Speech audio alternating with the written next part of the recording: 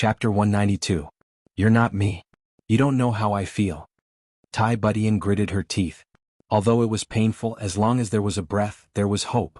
Although the hope was slim and even laughable, there was still hope. I feel that every day is still full of hope.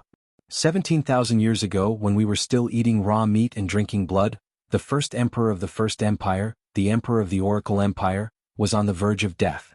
All the miracle doctors said that there was no way to save him, but at the last moment, a strange man came. With a heavy pill, the emperor recovered immediately. The emperor's injuries were much more serious than my father's. Tai Budian reached out and grabbed Chu Yang's collar. She hissed, "He was the emperor, my father was also the emperor. But why didn't anyone send a heavy pill to my father?" What?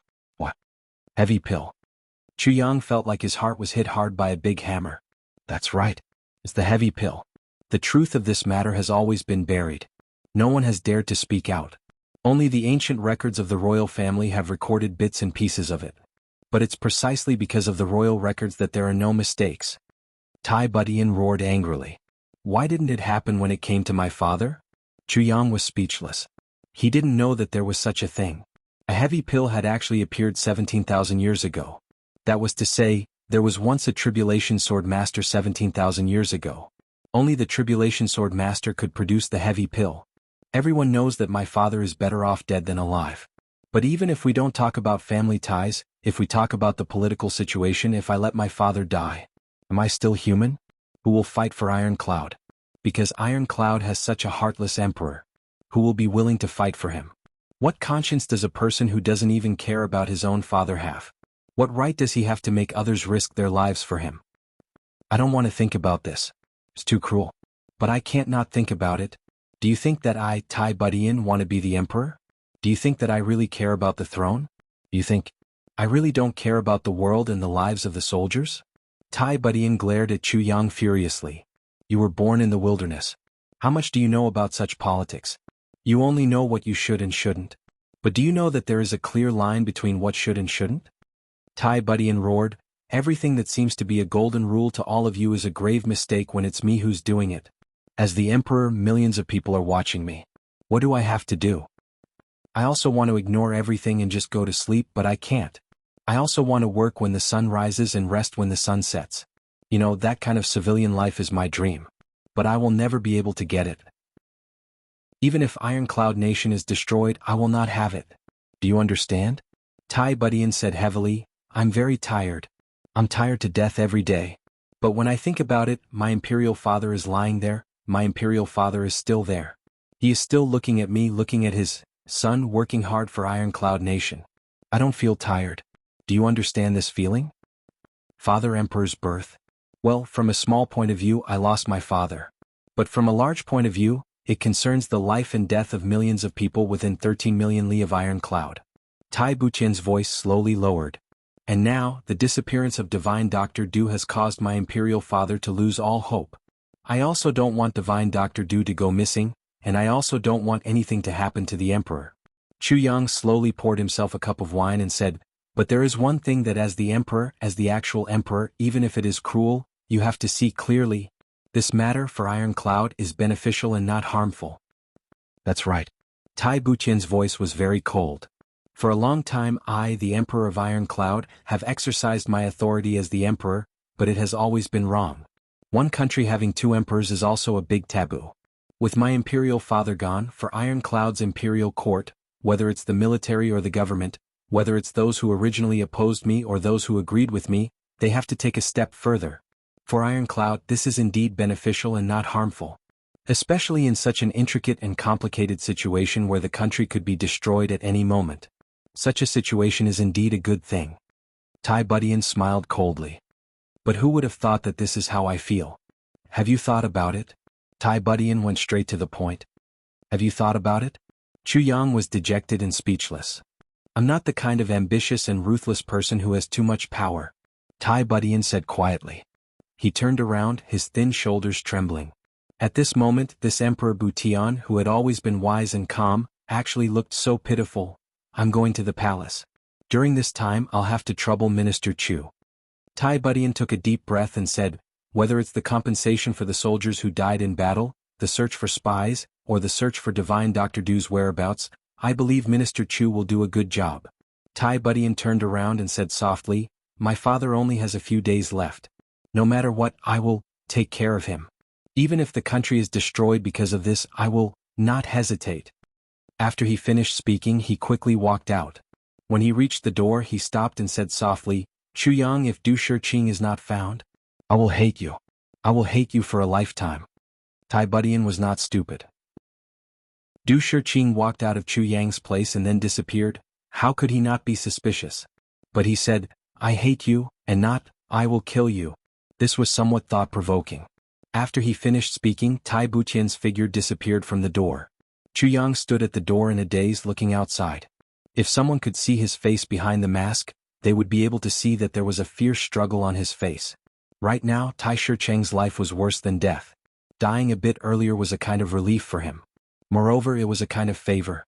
Everyone knew this. Forcefully dragging him out to prevent his death was too cruel for this once mighty monarch. This was also something everyone knew. Letting Tai Shiqing die at noon was not a sad thing for the entire country of Iron Cloud, but a kind of relief. Plus, Iron Cloud's political power would become more stable, and Tai Butian's position would finally be legitimate. For the war between the two countries, there was no more hidden worry. This was a great thing. Plus, Chu Yang choosing to let Du Shiqing disappear at this time was killing 3 birds with 1 stone. First, Du Shiqing was safe. Second, Iron Cloud Citadel was in chaos. There were still remnants of Golden Horse Riders Department left. This way they could increase their search efforts. Most importantly, at this time, Golden Horse Riders Department's strength was greatly reduced. Of the 2 king-level leaders, one was dead and the other was seriously injured.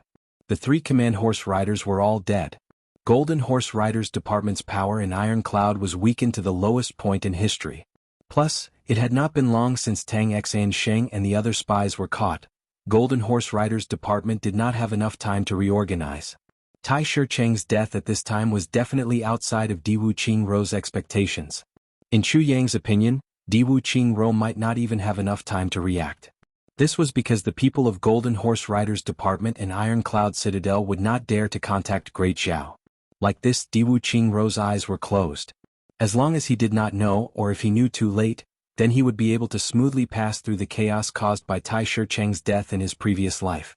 This would quietly eliminate the greatest crisis of Iron Cloud, second only to Tai Butian's death. This was a good thing for Tai Shiqing, for Iron Cloud Citadel, and for millions of people. So many good things, so many benefits, but Chu Yang did not think about Tai Budian. He did not think about this problem from Tai Butian's point of view. Or maybe he thought about it but ignored it. But now Tai Butian's reaction made Chu Yang feel guilty. It made him start to think about what was right and wrong. His decision was not wrong. But he needed to reflect on his motives. No matter what, this caused a certain amount of harm to Tai Budian. Regardless of whether his motives were benevolent or selfish, at least if he said he felt guilty, then he would be letting Tai Budian down. Thinking about this, Chu Yang suddenly had a feeling. I want to change fate and change the world. Am I thinking too much from a selfish point of view? Thinking about this, Chu Yang became alert. He did not regret today's decision, but he set a rule for himself. In the future, when making a decision, he would think about it as much as possible. This was because he was afraid that he would regret it in the future. Or, at a certain time when he thought about something, his conscience would feel uneasy. Chu Yang knew very well that this kind of mental torture was the greatest torture in the world. That kind of guilt was enough to torment a person to the brink of death. Chu Yang did not want to owe this kind of guilt for the rest of his life. In the afternoon, after searching for Yin Fa and the others, there was no news. Chu Yang was about to go back to Heavenly Armament Pavilion when a shadow suddenly appeared in front of him. The Emperor wants to see you. The Emperor wants to see me? Chu Yang was stunned. That Emperor? It's the current Emperor. The shadow explained stiffly, let's go. Chu Yang did not have time to reply before the shadow suddenly grabbed him. Then Chu Yang felt himself floating out the door. Then he floated out the door and floated to the Imperial Palace. Chu Yang was speechless. Even if you want to take me away, you should at least tell me first, right? Especially when you take me away and you don't show yourself. Everyone on the street will see me floating like a ghost. This kind of feeling was really depressing. The energy in your body is very strange. When the shadow put him down, he actually said something very strange. He frowned and shook his head. I have never seen it before. Then, without waiting for Chu Yang to reply, he disappeared. Chu Yang looked around and saw that he was already in the imperial palace. Outside a big hall, the air was filled with a strong smell of medicine. Through the tassels he could vaguely see that Tai Budian was standing very carefully inside. He seemed to be bending over and saying something, but his voice was very low. After a while Tai Budian turned his head and looked outside the door. He whispered, "Is Minister Chu outside?" Chu Yang said, "It is Chu Yang." Chapter 193. A servant quietly walked over and gently parted the tassels. After Chu Yang went in, he gently put them down and quietly left.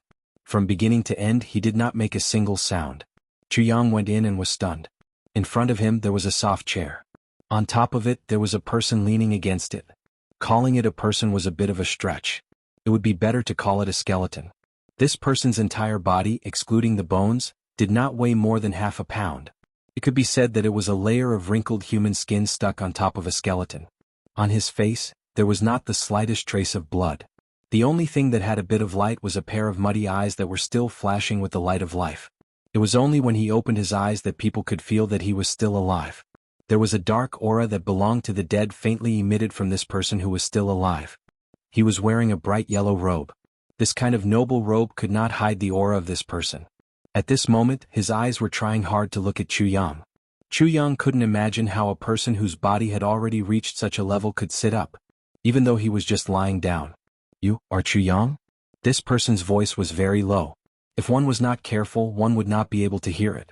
However, the only fortunate thing was that although his words were vague, they could still be understood. Tai Butian was standing behind him with one hand on this person's shoulder. Tears were flowing as if they would fall at any moment. This person was the ruler of Iron Cloud Nation, Tai Shicheng, Tai Butian's biological father. He had been in a coma for a long time. Every time he was in a coma for more than 20 hours, but every time he woke up, it would not be more than 15 minutes. The most tragic thing was that every time he woke up, his mind would be absolutely clear. For a person with a body like this was the greatest torture. It was not as easy as being in a complete state of confusion. However, when he woke up this time and heard that Du Shiqing was missing, this ruler immediately urged Tai Butian to give him Dragon Spirit Incense. Dragon Spirit Incense was also called Soul Returning Incense. It could make a person on the verge of death appear extremely excited for a period of time. He supported a dying person to finish what he wanted to say and finish what he wanted to do the most. However, this period of time was very short.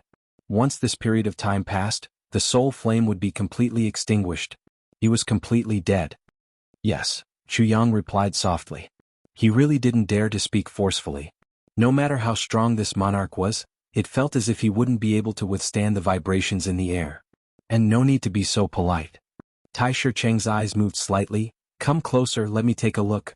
You're standing so far away, I can't see your face clearly." Chu Yang agreed and took a few steps forward. He was only 5 steps away from Tai Shicheng, but he couldn't see him clearly. This monarch's eyesight was more or less the same. "Not bad, you are indeed talented." Tai Shicheng smiled. It would have been better if he didn't smile. Now that he did, it was as terrifying as a malicious spirit. "Your Majesty is too kind. Bu Tian often talks about you in front of me. He thinks I can't hear him. In fact, I can hear everything." Tai Shicheng's smile had a hint of pride. He sighed and said, "Today is the most relaxed day I've had in 10 years. Behind him, Tai Butian's face clearly reddened and then became pale. "In this period of time, I know everything you've done." Tai Shicheng's eyes gradually brightened. Slowly they became sharp. The aura of a monarch slowly spread out from his body and soul. This was the result of the dragon spirit fragrance gradually taking effect in his body. "You have done very well." Tai Shicheng's sharp eyes looked at Chu Yang and slowly said, "I have told Butian many times that as a monarch, he must be ruthless. When it is time to kill, even if it is his own father or daughter, he must kill. There is nothing that cannot be sacrificed. This is the path of a monarch. The path of a monarch is a lonely one with many vicissitudes. However, he has always been somewhat indecisive on this point. Being a monarch is much more tiring than being a normal person. Some people you know should not be killed, but you still have to kill. Some people you can't bear to kill, but you still have to kill. Some things you know are wrong, but you still have to do. Because as a monarch, you have to bear all of this by yourself." Even though Tai Shicheng was looking at Chu Yang, these words did not seem to be directed to Chu Yang, but to Tai Butian. A monarch must think about the world, not himself, and definitely not his family. This is the sorrow of a monarch. Who in this world does not have feelings? A monarch also has feelings, but he cannot have them. Therefore, every monarch's heart is lonely, and also pitiful and sad. Every monarch's heart has countless debts of conscience. Day and night they torture themselves. Therefore, for generations the lifespan of a monarch is not. Tai Shi sighed.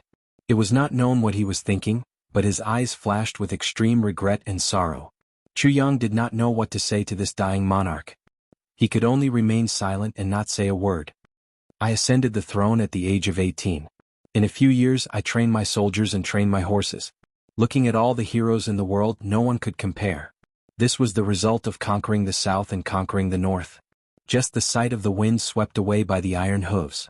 In just 5 years I expanded Ironclad's territory by 1/3. At that time I was full of ambition. I always felt that the world was in my hands, and this world would eventually be unified by me. Ironclad was stabilized. Great Zhao realized the threat of Ironclad and sent troops to attack. At that time I was in the prime of my life and full of ambition. The sharpness of Ironclad's armors was unparalleled in the world. Even though Great Zhao had Diwu Qingro, it was difficult for them to resist the strength of my armors. At that time, Ironclad's army of 500,000 was 400 miles long. They faced Great Zhao's army of 400,000 at Twin Dragon Mountain. I had absolute confidence that I could defeat Diwu Qingro's army in one fell swoop. Then, with an unstoppable momentum, I would enter the hinterland of Great Zhao. After destroying Great Zhao, I would use the power of thunder to swallow limitless nation. I would complete the dominion of lower three heavens. Tai Shi voice slowly turned from hoarse to impassioned. His face also gradually turned red. His eyes suddenly became domineering and awe-inspiring. It was as if he was recalling the days when he led millions of soldiers to conquer the world. However, at the beginning of the decisive battle, we were suddenly attacked by suicide soldiers. 30 revered martial artists sneaked into the camp and tried to assassinate me. However, this was not enough. There was also a mysterious archer who shot an arrow at me from 100 feet away. Tai Shicheng's eyes revealed a powerless hatred. It was that arrow that dragged my life from the peak to hell. The poison on the arrow had no antidote. In that battle, without a leader, the army was defeated. I retreated back to Ironclad Citadel like a turtle and lingered on my last breath until today. Tai Shicheng's voice gradually became low. 10 years ago I should have died. Only now did I die. I really made them wait for too long. Tai Shicheng sighed and closed his eyes. 2 streams of tears quietly rolled down his face. Chu Yang quietly said, "Your Majesty, do you have any unfinished business? Right now to say things like Your Majesty's body is in good health and you can relax your heart, is not only inappropriate, but also stupid." Chu Yang knew that if Tai Shicheng wanted to see him, it was not just to say a few words. If he wanted to say something, there were so many officials he could say it to. Why did he have to say it to someone he met for the first time? Unfinished business, there are too many. Too much. Tai Shicheng's body suddenly trembled. His voice was filled with extreme disappointment and regret that his ambition had not been fulfilled. Unfinished business is Ironclad. Tai Shicheng sighed.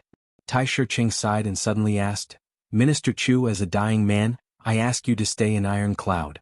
Is that possible?" Chu Yang was startled and raised his head to look at him. Bu Tian, this child has the heart and temperament to be a king. He has plenty of strategy but not enough ruthlessness. Tai Shicheng's skeletal eyes looked deeply at Chu Yang. Minister Chu is decisive and efficient. You can perfectly make up for Bu Tian's lack of ruthlessness. The two of you together are a pair made by the heavens. Tai Shicheng's voice was a little strange. I am very sorry, but I cannot stay. Chu Yang was silent for a while before replying apologetically. If you stay, I can make the decision to betroth my only daughter to you. Tai Shicheng stared at Chu Yang and said, "Don't be in such a hurry to refuse. You marry my daughter, and from then on you will be the regent of Ironclad Nation. You will have absolute power and you will be at the pinnacle of power." Behind him, Tai Butian lowered his head. He gently bit his lips and said, "Father, Minister Chu, your daughter is the #1 beauty of Ironclad Nation." Tai Shicheng did not pay attention to Tai Butian. He only looked at Chu Yang. She will have the pinnacle of power and wealth as her dowry. Are you willing to stay? The #1 beauty, the pinnacle of power, and the riches and honor of the nation. Chu Yang smiled bitterly. This is indeed an irresistible temptation. It's not small, but this Chu's heart belongs to someone else. Moreover, my lifelong ambition is not to stay in the lower three heavens. Chu Yang smiled. Your Majesty's good intentions, I can only thank you in my heart. Tai Shi-Cheng's sunken eyes suddenly shot out two sharp rays of light. After a long time he said weakly, Good. Good. You are indeed King of Hell Chu. He coughed twice and said casually, Minister Chu, I want to ask you something. You must answer truthfully. Chapter 194. Chu Yang pondered for a moment. After weighing the pros and cons in his heart for a long time he said, I know about Mr. Du's disappearance. Tai Buqian's countenance changed drastically.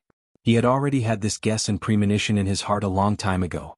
But now that Chu Yang had personally said that he knew, it still shook him to his core. Tai Shi-Cheng, on the other hand, smiled with satisfaction and said, Only knowing? Chu Yang was silent for a while and said, I only know. I also did not think that Senior Du would disappear so quickly or so coincidentally. In the end, Chu Yang still chose to keep it a secret. Oh. Senior Du said that staying in Iron Cloud is his greatest danger. Chu Yang said casually. Yes. Tai Shi-Cheng and Tai Bu-Tian behind him nodded at the same time. Tai Shi-Cheng chuckled and said, The matter of Du Shi-Cheng treating my injuries before the 10 most urgent matters, Tai Shi-Cheng and Bu-Tian both know this clearly. Him staying here is indeed a great danger. Chu Yang was shocked. He looked at Tai Bu-Tian, and Tai Bu-Tian also looked at him with a complicated expression. So Tai Bu-Tian already knew about this matter. Yet, he was able to control himself perfectly even when he was fully aware of the situation. Allowing Du Shi-Cheng to heal his father, the pressure on his heart was unimaginable. If Du Shi-Cheng could do it the first time, who knows if he could not do it the second time. Continue speaking. Tai Shi-Cheng's spirit was at its peak at this moment. His Majesty's illness cannot be delayed for much longer. Senior Du said that even if he tried his best, His Majesty could only be delayed for 2 more months. At that time Du Shi-Cheng will definitely die. Chu Yang said casually. Yes. Whether it is Bu-Tian or Di Wuqing-ro, at that time they will not let him go. Hearing Tai Shi-Cheng's words, Chu Yang could not help but stare at him. This sickly king had already foreseen what would happen in the future. If we do not kill Du Shi-Cheng, we will not be able to answer to Iron Cloud. But if we kill Du Shi-Cheng, the consequences will be unimaginable. Du Shi-Cheng's death will be a great help to Di Wuqing-ro. This will be his lifetime of medical connections. Yes. This Chu has received news that if His Majesty passes away, Di Wuqing-ro will begin his grand scheme. At that time Iron Cloud will be in chaos. Di Wuqing-ro had a great chance of succeeding. Even if it doesn't work, Iron Cloud's vitality will be greatly damaged. Tai Shi-Cheng pondered for a moment and slowly said, That's right. At that time, it was indeed Iron Cloud's greatest crisis. And the only way to resolve that crisis is to fight to the death.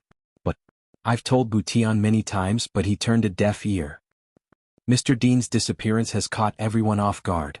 Although I am aware of it, I still feel that it is too sudden. Chu Yang said solemnly, However, after this matter passed, I realized that we were caught unprepared. I'm afraid Di Wuqing-ro was even more caught unprepared. Well said. Tai Shi-Cheng praised, Now I can finally be at ease. He paused and said sternly, Bu-Tian, no matter what happens in the future, you must not make things difficult for Minister Chu. Minister Chu is a far-sighted person. He will definitely be your greatest help.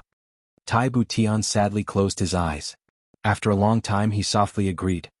After I was injured, I wanted to take care of myself. But at that time, Bu-Tian was still young and I was worried. So I forced myself to hold on. Later on, I could not die even if I wanted to. Tai Shi-Cheng said happily, Now that Minister Chu is here, I can finally rest assured. I have been waiting for this day for more than 3 years. It has been very tiring. It has been very tiring, very tiring. Tai Shi-Cheng's expression darkened. The red glow on his face began to fade. The effect of the dragon spirit incense had begun to wear off. Tai Shi-Cheng leaned against the wall. His eyes suddenly became blurred. There was an unspeakable longing and yearning in them. He murmured, Empress, I will be reunited with you soon. All these years, have you ever blamed me, Liana Mengechinger? Tai Shi-Cheng murmured the names of his beloved wives and daughters that he had killed with his own hands. Suddenly, sorrow came from his heart. He suddenly cried out, I want to die. I want to die. I want to. Chu Yang sighed in his heart.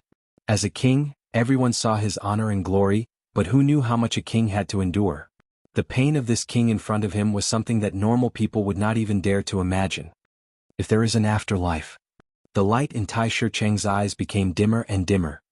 He murmured, "The road to becoming a king is long and full of blood.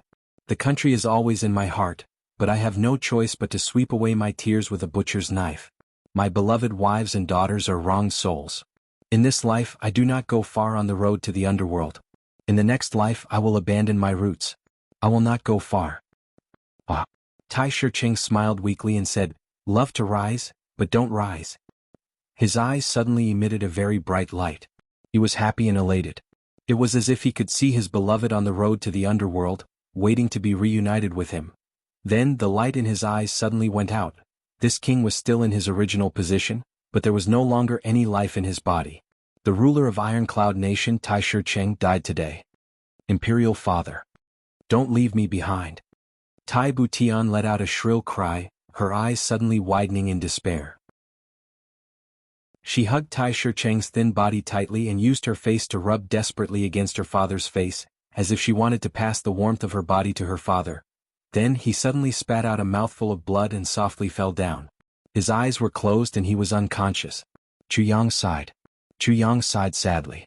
He didn't know what to feel as he watched the emperor finish his life's journey in front of his eyes. He thought back to what Tai Shi-Cheng had just said. Lian Lian ascended the throne at the age of 18. Within 10 years he trained his troops and trained his horses. Looking at all the heroes in the world, there was no one who could match him. Conquering the south and conquering the north, he was invincible at the mere sight of the wind. Wherever he pointed, the ice melted.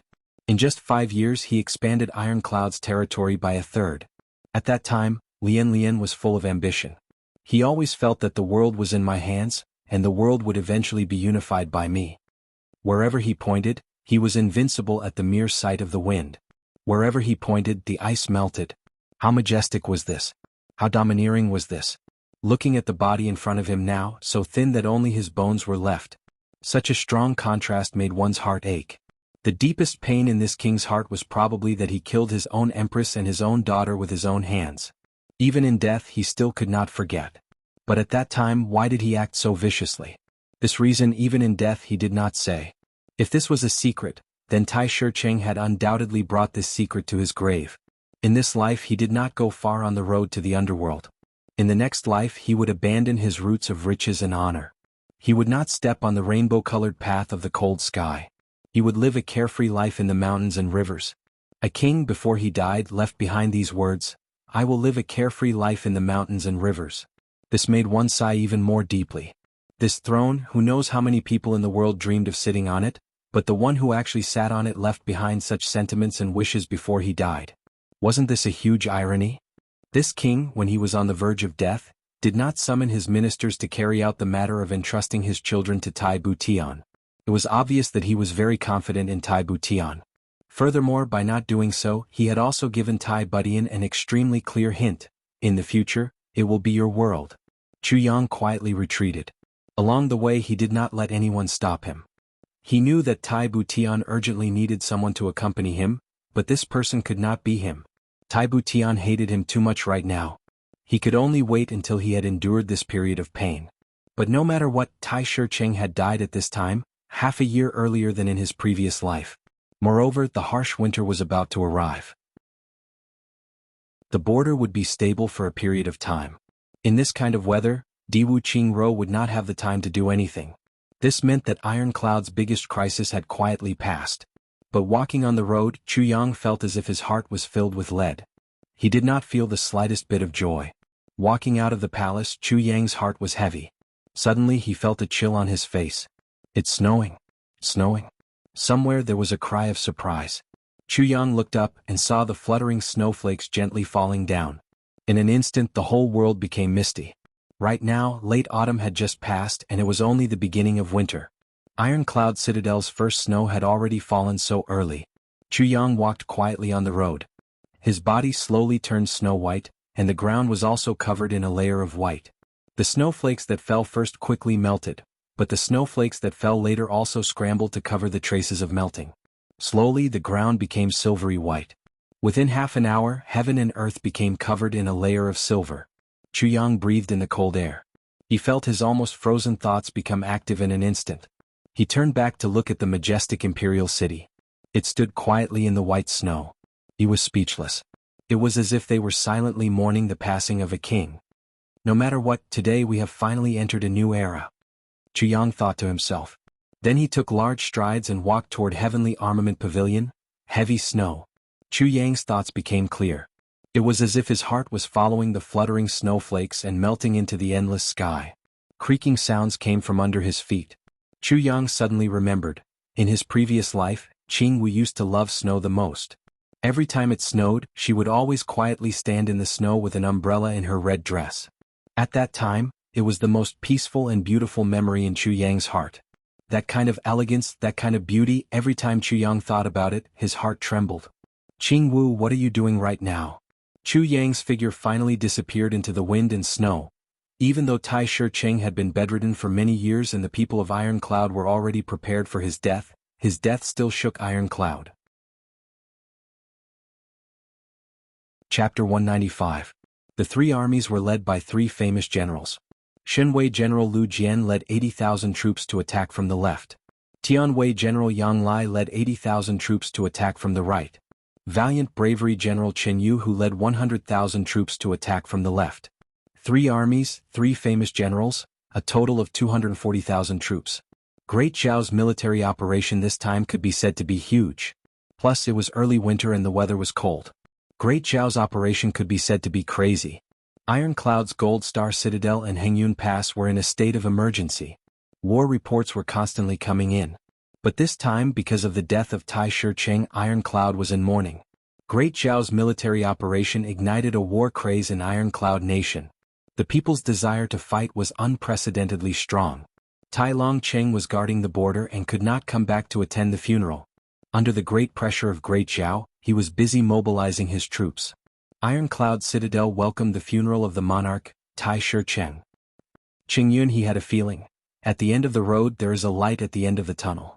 Tai Shi-Cheng's death shocked Qingyun and he was caught off guard. He knew that Tai Shi-Cheng's death meant that Diwu Qingrou's plan was completely disrupted. Everything would have to be rearranged. But there was also a great advantage, and that was that they could finally leave the citadel. These past few days of lockdown had caused Qingyun's hair to turn white. There was no way to communicate or leave the citadel. Looking at the time passing day by day, Yin Wu Fa, who had taken Menghun's solution and was like a corpse, Qingyun, he was burning with anxiety. There were dozens of searches every day. Qingyun, he did not dare to move. He had no choice but to kill the invisible falcon that was sending messages. Because, as long as they flapped their wings, all of their lives would be forfeit. Losing contact was better than losing one's life. With the death of Tai Shi-Cheng, the curfew was finally relaxed. Qingyun, he finally breathed a sigh of relief and quickly applied to leave the citadel. After coming here, he bought a lot of Iron Cloud specialties, especially the ones that could not be stored for long and would rot easily. All of the officials in Iron Cloud Citadel were busy preparing for the monarch's funeral. Why would they care about such a small matter? Qingyun, he applied to leave the city and was approved. Therefore Qingyun, he did not waste any time. He gathered all his men and escorted a long carriage out of the South City Gate. He was finally out. When Qingyun, he walked out of Iron Cloud Citadel, he could not help but look up at the snowflakes in the sky and take a few deep breaths. These past few days in Iron Cloud Citadel, Qingyun, he felt like he was suffocating. He simply couldn't breathe. Now that they were out of the city, they suddenly felt like little birds that had flown out of their cages. From now on, as long as King of Hell Chu is in Iron Cloud Citadel, I will not come back. Qingyun, he swore in his heart. But King of Hell Chu didn't give him the slightest opportunity to display his wisdom. It directly blocked all the roads. When Qingyun, he arrived at Iron Cloud Citadel, the Heimo clan had already been used by King of Hell Chu and left. His fist hit nothing but air. As for using his connections with other officials, Qingyun, he did not even dare to think about it. As soon as he arrived, he could see that all the officials in Iron Cloud Citadel were in danger. They were all terrified. If his identity was exposed, he was afraid that King of Hell Chu would not even need to give an order. He would be torn apart alive by those officials. Then they would take his corpse to King of Hell Chu for a reward. Qingyun, he was very sure of this. It would be good enough if he could bring the rest of his men back to Great Zhao. Looking at the riders of Golden Horse Riders Department next to him, Qingyun, he wanted to cry. When they arrived, everyone was in high spirits. Now they were all dejected. When they arrived there were more than 40 people. Now there were only a dozen people left. Most of them were martial great masters. Only 3 revered martial artists. Everyone else had disappeared from Ironcloud Citadel forever. Looking back one last time at this sorrowful city, Cheng Yun he shouted, "Let's go!" The carriage rumbled as it traveled through the snow. Its speed was as slow as a turtle's crawl. They were still in Ironcloud territory. Cheng Yun he did not dare to throw away the goods. If he threw them away, it would definitely arouse suspicion. Therefore, even though it was slow, Cheng Yun he had to accept it. At Butian Pavilion, Chu Yang frowned. "That's it?" Chen Yu Tong's face was covered in sweat. He grinned and said, "Yes, that's it." After the gates were opened, there were only a few groups of people who left. Plus, only 2 groups of merchants went south. Chu Yang was a little surprised.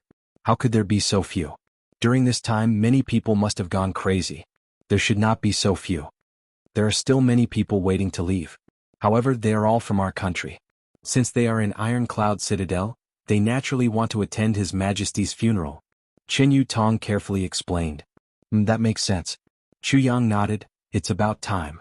Everyone go help with the funeral. Make sure to protect His Majesty well. Do not let anything happen. As for this matter, I will personally take care of it. Yes. Chen Yu Tong hesitated for a moment and asked, "Minister, are you not going to attend? This is a bit disrespectful. I should hide. If His Majesty sees me, that would be a great disrespect." Chu Yang smiled bitterly. These days, whenever Tai Butian saw him, he would throw a tantrum. Yesterday he even wanted to punch and kick him. Chu Yang escaped quickly so that he did not get hit. At this critical moment, why would Chu Yang go and ask for trouble? As long as he did not delay the day of the national funeral, it would be fine. For the rest of the time he would avoid the limelight as much as possible. Even if nothing happened, Minister Chu would sneak out in the next few days. What's more, he had a legitimate reason to do so. The corner of Chen Yu Tong's mouth twitched. Even though he knew that he should not laugh about the emperor's death, he still could not help it. Tai Butian and Chu Yang's relationship was really strange. If Tai Butian was really unhappy, he only needed to issue a decree to remove Chu Yang from his position. However, Tai Butian refused to do so no matter what. He even personally went to teach King of Hell Chu a lesson. It was as if he was acting out of spite. Chu Yang said a few words and left in a hurry. Back at Heavenly Armament Pavilion, there were still a few people who did not care whether the Emperor of Ironcloud Nation was dead or not. Ji Mo's injuries were almost healed. Chu Yang said a few words and then the 5 people excitedly changed their clothes and followed Chu Yang out of the city. A few days ago, GMO showed his face and made the other people envious. Now it was finally their turn to come out for some fresh air. Moreover, it was such a snowy day. A group of people wearing snow-white clothes rode a white horse and galloped out of Tai Butian's Yunnan gate. The soldiers guarding the gate were just about to question them when a card representing King of Hell Chu fell in front of them. They trembled and quickly opened the gate to let them in. The horse dashed out with a splashing sound. Oh, damn, this weather is too good. Luo Kudi, with a pair of panda eyes, looked up to the sky and sang excitedly. These few days, young Master Luo had been living in darkness. Gu Du Xing and Dong Wushang would come to him to spar. He was not their match and could only take a beating. Almost every day he would take an average of 2 beatings. Young Master Luo was thoroughly angry. This morning he did not wait for Gu Du Xing to come. He got up and went to challenge Rui Butong. First he would pick the soft one. Who would have thought that Rui Butong would throw out a series of strange punches? Young Master Luo was caught off guard. Both of his eyes were hit at the same time. He screamed and turned into a panda. Now that he finally came out for some fresh air, young Master Luo decided to relax.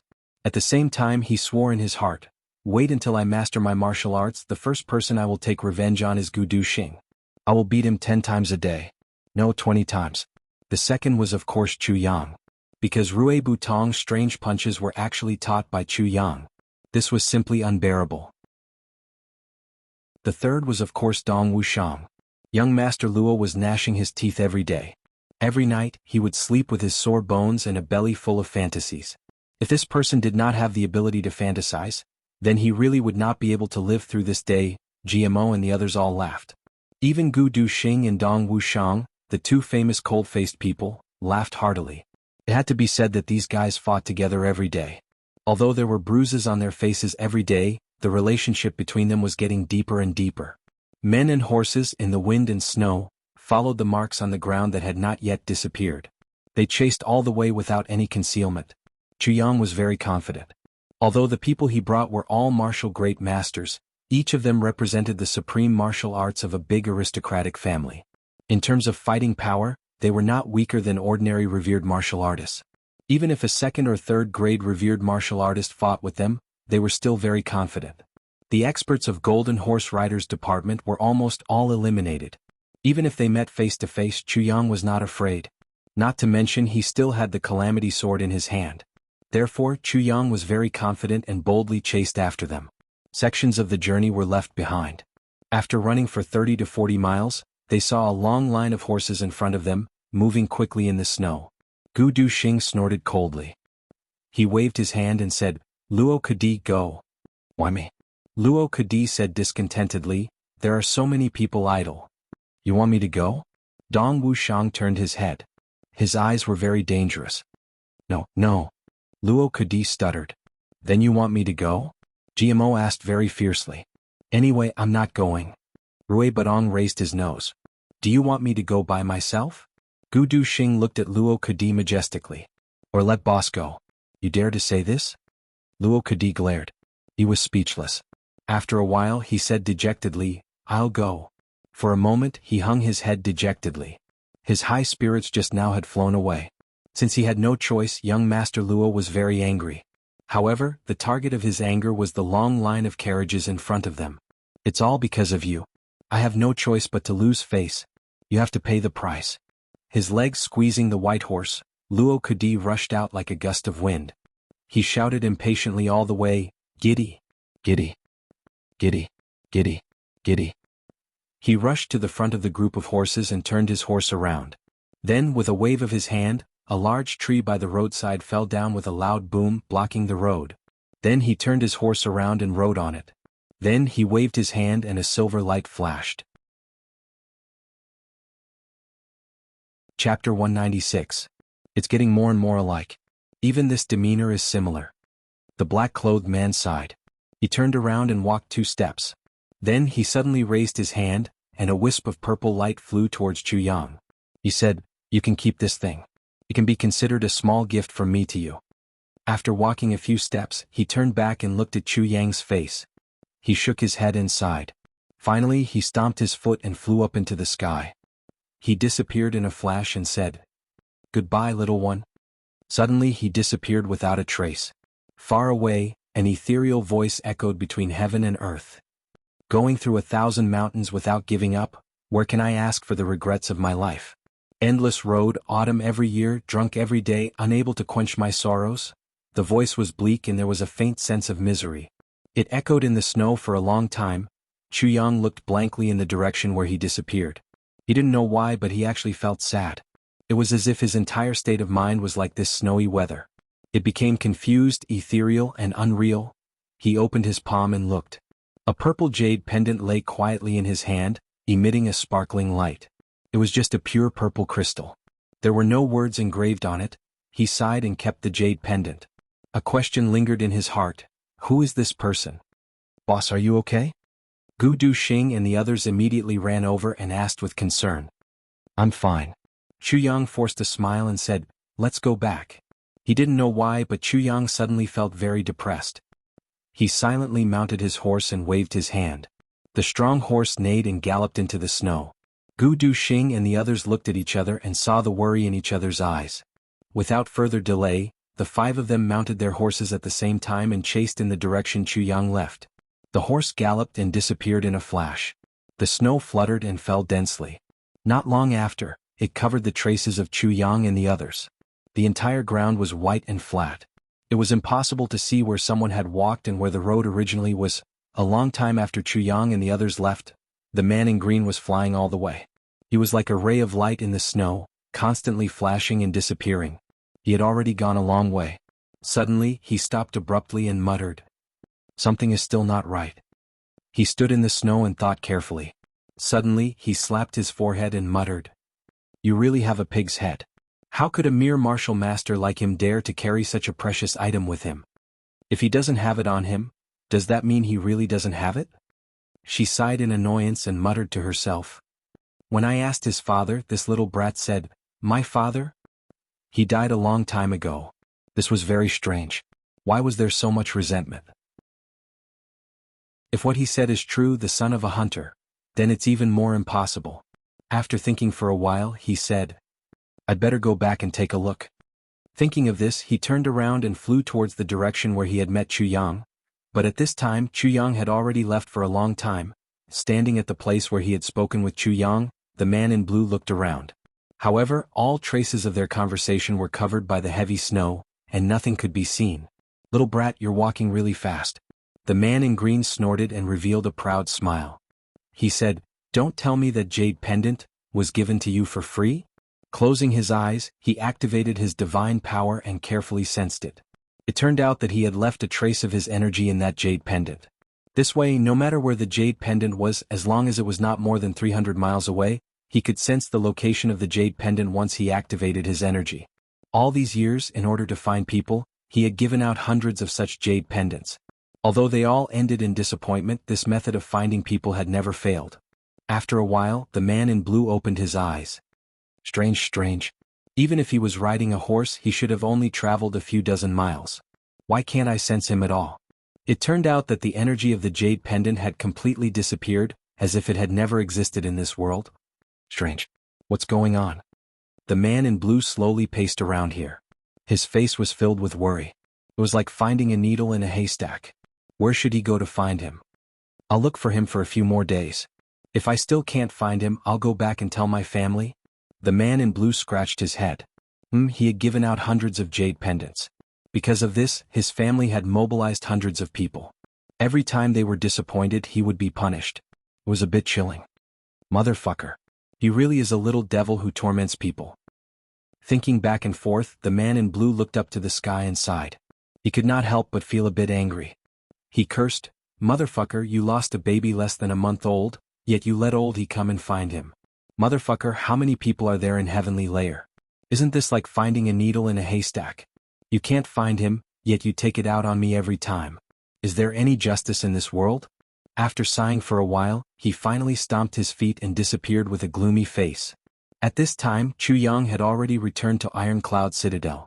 When the man in blue gave him the purple crystal, the sword spirit sensed that there was a strange aura inside. It immediately warned him, "This thing has a tracking aura. It is not appropriate for you to carry it around." So Chu Yang did as he was told. The sword spirit put away the purple crystal. When Hu Lai facing Calamity Sword Scraping Point sensed the purple crystal, it immediately swallowed it. It completely destroyed the corpse. Chu Yang hadn't thought that this matter would bring him so much trouble. Right now, he only felt that this guy was not a good person. He actually left a tracking item on my body? What did he want to do? Tai Shi-Cheng's funeral would be held in 3 days. As the ruler of a country, having such a hasty funeral was indeed a bit slow. However, Iron Cloud Nation was in a critical period. The longer it dragged on, the more time it would give Diwu Qingro more time. Therefore, after some discussion, they decided to keep it simple. After Chu Yang returned to Butian Pavilion, Chang'an came to report this matter. Chang'an stammered and said, "His Highness did not mention Minister Chu." Chu Yang quietly nodded and said, "You can go do your work." Chang'an and Chen Yutong both left anxiously. Chu Yang naturally understood the meaning of his words. Obviously, everyone thought that he was going to be unlucky. The officials of Iron Cloud had asked Tai Butian when the funeral was being held. They had said that the mysterious king of Hell Chu should be present at the funeral of His Majesty, no matter what his identity was, and no matter how much he wanted to maintain his mystery. But this decision was ruthlessly rejected by Tai Butian. At that time, Tai Butian said, "Minister Chu? What do you want him to do?" Her voice was filled with anger and dissatisfaction. An Butian Pavilion's actions these days were also notified by the Ministry of Justice. It was not the minister who gave the order. Therefore, some people guessed that King of Hell Chu was about to step down. All the signs pointed to this point. For a moment, many people were very happy. In fact, many people were planning to humiliate this mysterious King of Hell Chu once he stepped down from the throne. These days they were scared too much by him. Chu Yang laughed at such rumors. He naturally understood why Tai Butian did not let him attend the funeral. Tai Butian was indeed angry, but she definitely wouldn't go to the extent of completely falling out with Chu Yang. The most important reason was that no matter what, Chu Yang's identity could not be revealed. And another reason was that Tai Butian needed to calm down. Tai Butian needed time. And another reason was that a country could not be without a ruler for a day. After the late emperor passed away, a new emperor ascended the throne. There was a change of dynasty. Tai Butian would be very busy during this time. She really did not have the mood to care about Butian Pavilion. And everything in Butian Pavilion was proceeding in an orderly manner. It was only because they had no experience with the death of an emperor and the ascension of a new emperor that they needed to be notified by the Ministry of Justice and the Ministry of Rights. These departments did not have the slightest command over Butian Pavilion's actions. Chu Yang also did not understand these things, so he was happy to relax. He was a hands-off shopkeeper for a period of time. He walked out of Butian Pavilion and came to Heavenly Armament Pavilion. He received a piece of good news. After returning, Dong Wuxiang immediately meditated and practiced. He was actually about to break through. Everyone was happy for him, but Dong Wuxiang was the only one who was unhappy. He went from third to fourth in such a short time. No one would be happy if this happened to him. Dong Wuxiang still remembered Chu Yang's promise.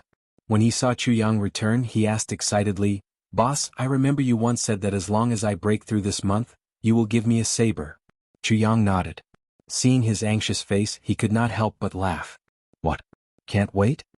Dong Wuxiang scratched his head embarrassedly and said, "Then I will go back to the clan to get the ink steel?" "All right." After receiving Chu Yang's confirmation, Dong Wuxiang did not hesitate for a moment. He turned and ran out. His voice came from afar. "I will be back immediately." Then he actually disappeared. GMO puffed out his chest and said, "Boss? Hee. What? Didn't boss say, as long as I can stay he will give me a sword?" GMO rubbed his hands. This sword? Did you remember wrongly?" Chu Yang was stunned. He tilted his head and said playfully, "What you said to me was, as long as you can stay and make outstanding contributions, then these weapons will be your reward." "Yes, and I only said this to Dong Wuxiang because his saber is specially made. I don't remember saying this to you." "Dear boss, dear big brother."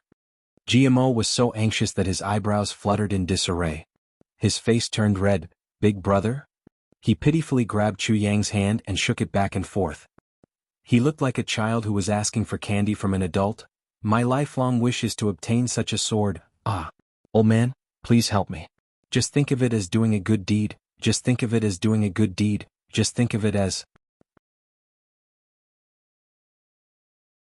Chapter 197. Whoa. GMO jumped up high, jumping back and forth in the courtyard. "Wow. Heavens. My life's dream has finally been fulfilled. Wow. Don't be happy." Chu Yang's face darkened. GMO immediately kept quiet out of fear. He put on a flattering smile and said, "Boss, what instructions do you have? Don't worry, if you want me to climb a mountain of swords, I won't jump into a pot of boiling oil. If you want me to go east, I won't go west.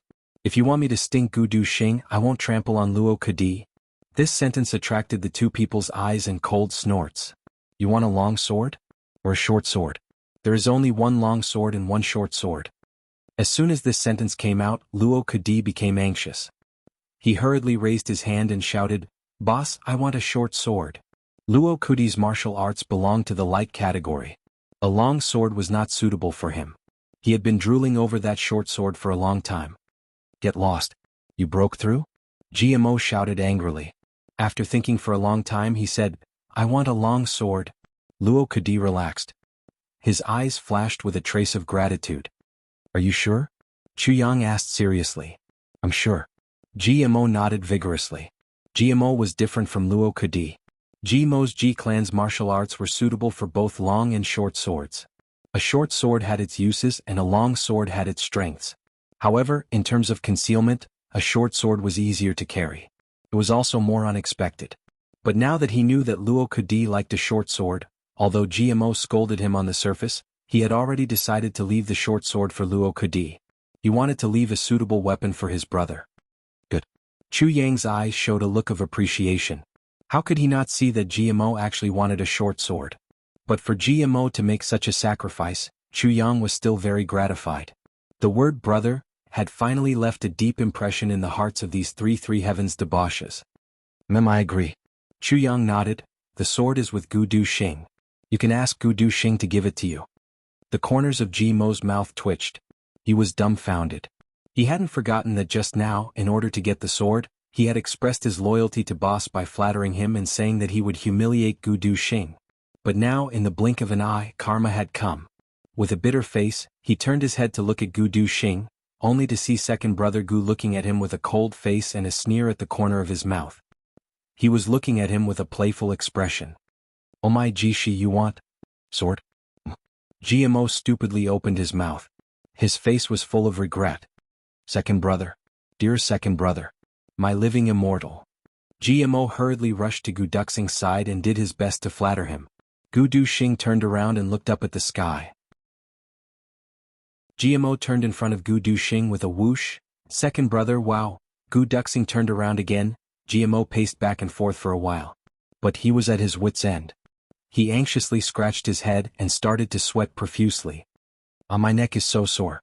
Gu Duxing twisted his neck left and right, making cracking sounds. "Second brother, hee, let me help you rub it." GMO was extremely diligent. With a face full of flattery, he worked very hard. "Son, my arms are also sore," Gu Duxing said with a bitter face. "Second brother, let me help you rub it." GMO immediately changed his target. "My arms are really hard. Let me help you rub it. My waist is sore. I'm already so old." Gu Duxing sighed. "Let me help you rub it." GMO's eyes were about to spit fire. "My legs are also sore." Gu Duxing's whole body suddenly had a lot of problems. "Let me help you rub it." GMO's whole body was sweating after a while. How could he swallow his anger? "All right, since you are quite obedient." Gu Duxing dragged out his tone and looked at GMO. GMO stood at attention. "Second brother, don't worry. From now on, I will definitely listen to you. If you tell me to go east, I will definitely not go west. If you tell me to beat a dog, I will definitely not beat a chicken." Look at you. You still want a sword? Aren't you cheap? Originally there was no problem, but you still caused a lot of trouble. And you still have to beg me in a humble voice. Cheap person. Gu Duxing snorted. Yes. My mouth is cheap. My mouth is cheap." GMO was about to die from hidden bitterness. He couldn't blame others for criticizing him. His mouth was a bit cheap. After setting up a fight, Gu Duxing saw that this guy was about to lose his temper. He no longer made things difficult for him and slowly went in. After a while, he took out a long sword and threw it in front of GMO. "Here for you." "Oh my, don't break it." GMO's face was full of heartache. He took a big stride forward and pulled out the long sword. Suddenly, a cold light reflected on the snow, awe-inspiring. "Wow, my divine sword." GMO held the long sword lovingly, completely forgetting his previous humility. He majestically brandished the sword a few times. He was so happy that he couldn't close his mouth. Luo Kudi and Rue Butong looked at this sword like wolves, full of envy. Ha ha. GMO's face suddenly changed. He looked up to the sky and laughed wildly. He shouted murderously, "Gu Duxing. Second brother Gu. Come, pull out your black dragon sword. Little brother wants to spar with you in swordsmanship." Chuyang and the other three staggered. They stared dumbfoundedly at this shameless guy who was tearing down the bridge after crossing the river. Countless black lines appeared on their foreheads. Wah, dog ant. Dog ant. GMO's nose was in the air. He was insufferably arrogant. Under extreme ecstasy and excitement, he began to mumble some words that didn't belong to a human. Gu Duxing gave a look and shouted, "Go! Beat up this dog ant."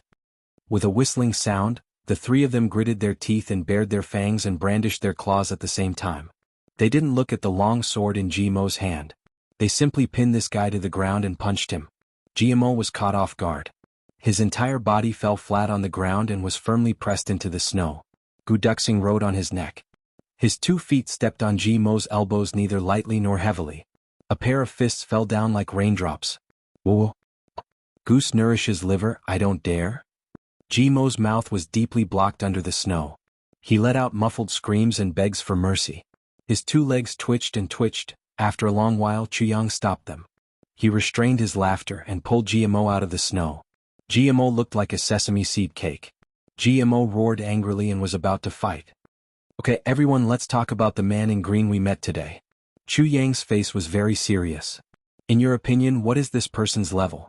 Definitely emperor level. Or even higher." When it came to business, the four guys became serious at the same time.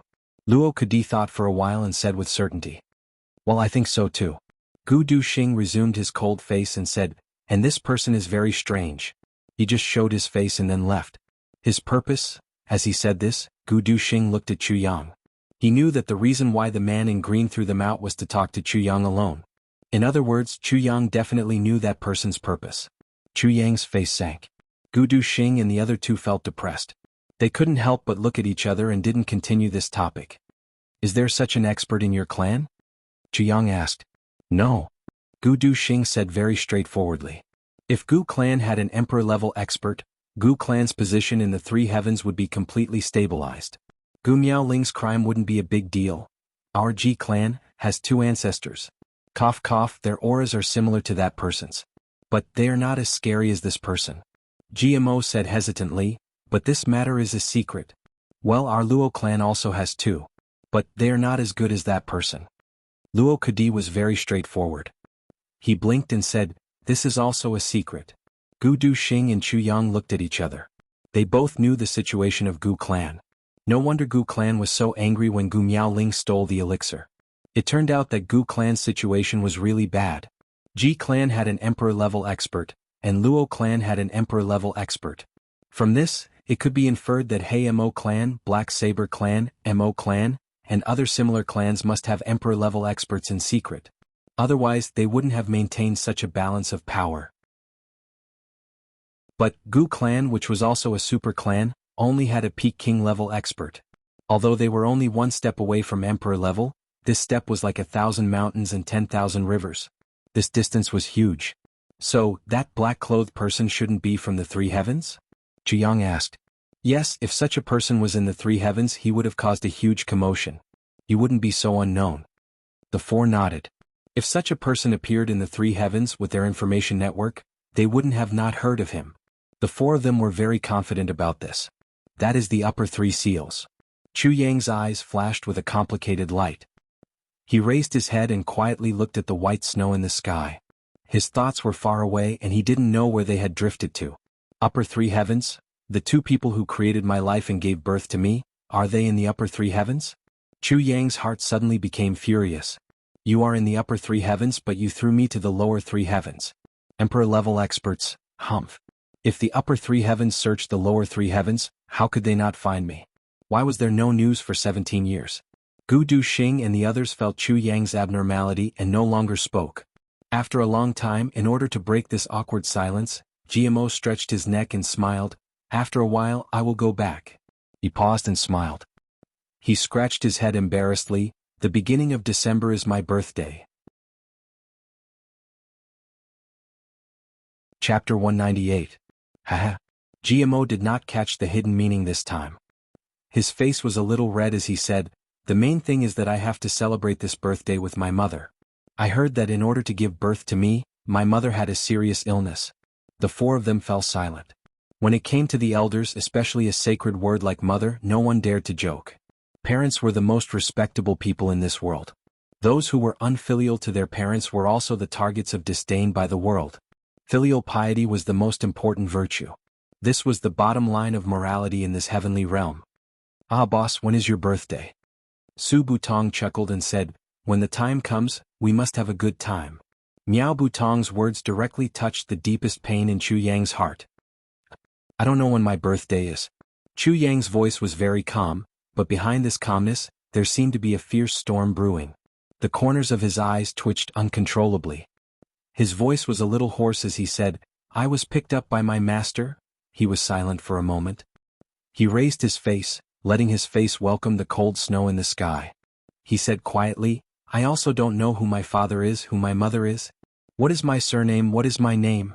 I have never celebrated my birthday. Chu Yang smiled faintly. He coughed lightly and said softly, I also don't know what it feels like to celebrate my birthday.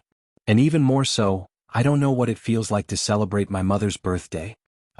His expression was very calm and his voice was very calm. There was no fluctuation, he even smiled. But in this calm voice, Gu Duxing and GMO could clearly feel that Chu Yang's heart was bleeding.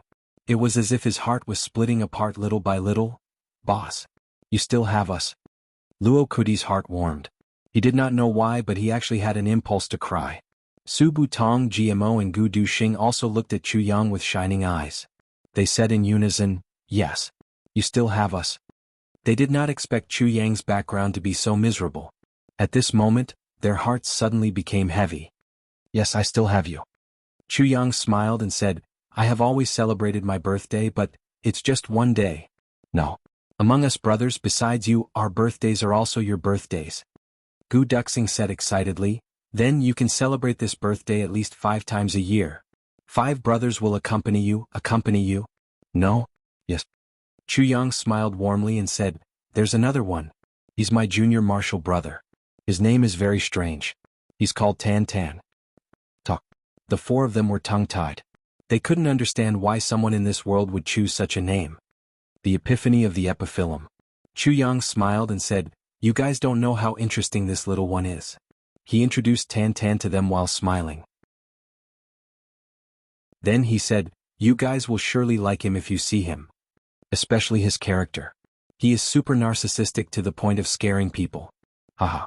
Chu Yang couldn't help but smile as he recalled Tan Tan's appearance. "Is that so? Ha ha ha. Then I really want to broaden my horizons. Such a narcissistic guy is really rare." Gu Duxing and the others immediately became interested. Translator. Endless Fantasy Translation Editor. Endless Fantasy Translation. In the Double Heavens continent, it was snowing in the lower 3 heavens. Iron Cloud was holding a funeral. Chu Yang was chatting with his brothers. Qing Yun he was still trekking in the snow. Diwu Qingro was still strategizing in the Prime Minister's mansion, waiting. The war at the border was temporarily suspended. The lower 3 heavens continent was only a little cold. There was no snow. It had been 7 days since Mo Tianji brought Mo Qingwu back to the clan. In these 7 days the Mo clan seemed to have changed completely. Mo Tianji sat cross-legged in his abode. In front of him was a small and exquisite tea table. On the tea table steam rose and the fragrance of tea filled the room. It looked very relaxed. But now Mo Tianji's handsome face had a hint of anger and worry. Mo Tianji had always been expressionless. For him to show such an expression, it was usually something that was far beyond his control. Thinking of the day when he had just returned to the clan, Mo Tianji felt like he was about to explode. But he couldn't bear it. That day when he returned to the clan, what surprised him was that his elder brother Mo Tianyun, who was supposed to be training in the lower 3 heavens, was also at home. He held his little sister's hand and just entered the clan. He bumped into him. Mo Tianji's original intention was to return as soon as possible and avoid Mo Tianyun. Then he would explain the situation of his little sister. As long as his elder brother and his henchmen were not present, everything would be much easier to discuss. At least he could delay for a while. But he didn't expect to bump into him as soon as he came back. Well, looking at this situation, Mo Tianyun seemed to have specially waited for his return. "You're back?"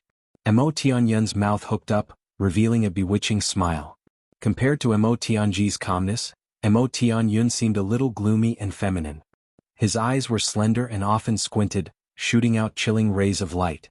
And this was what Mo Tianji disliked the most. "You're scary." "Fine. As long as you know how scary you are, it's fine. Why do you have to pretend to be a poisonous snake?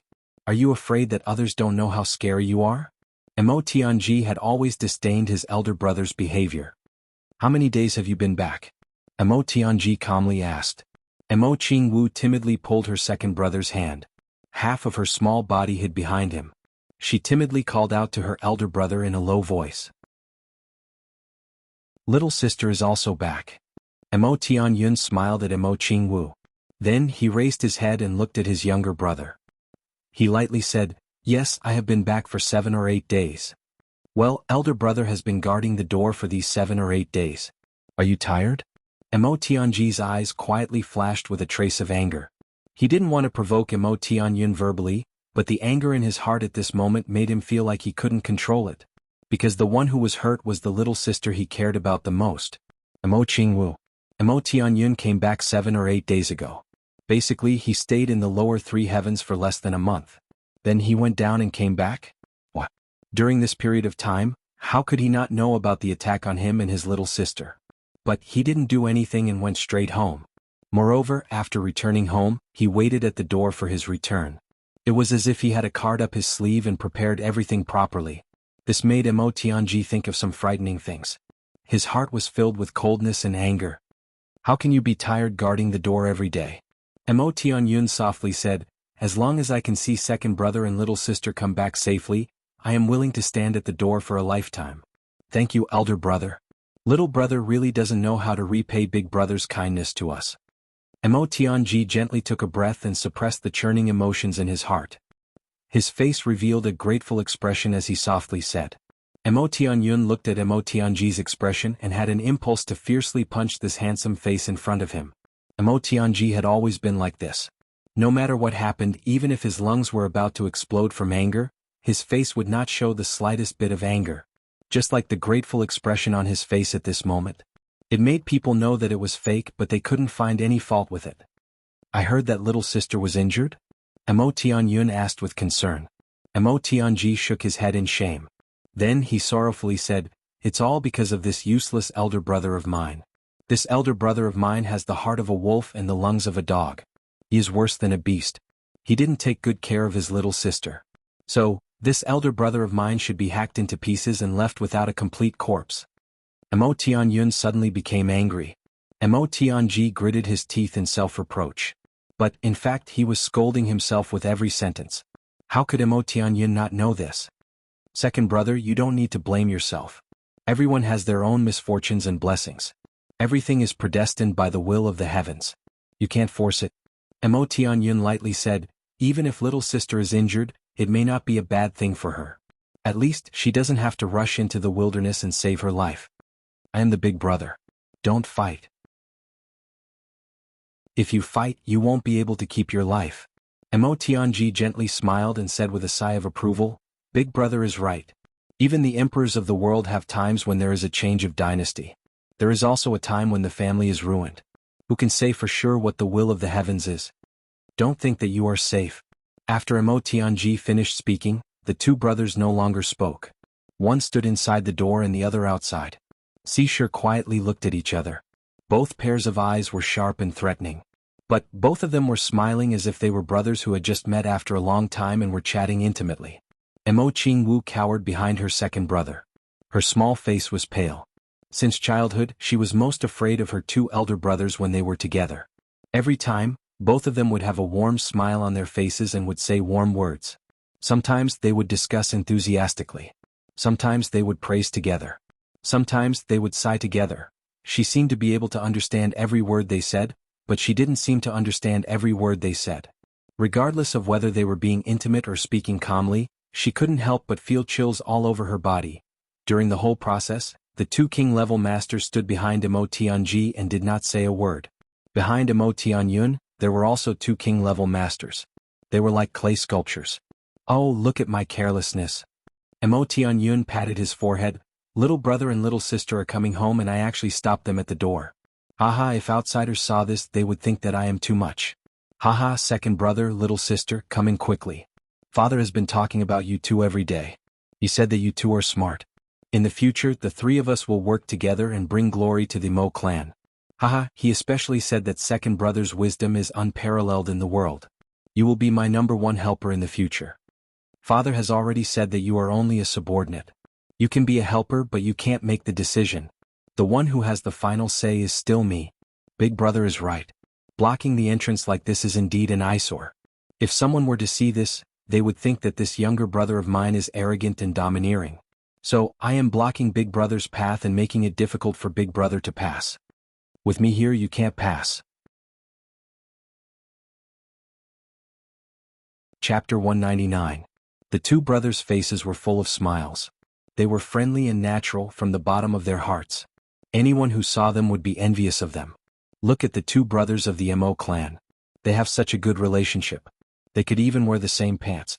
No one knew that in the hearts of these two brothers, they had already regarded each other as irreconcilable foes. The guards at the door watched the two young masters go in. They shuddered and rolled up their sleeves. Everyone's arms were full of goosebumps. The murderous intention hidden in the two brothers' friendliness and gentleness was too frightening.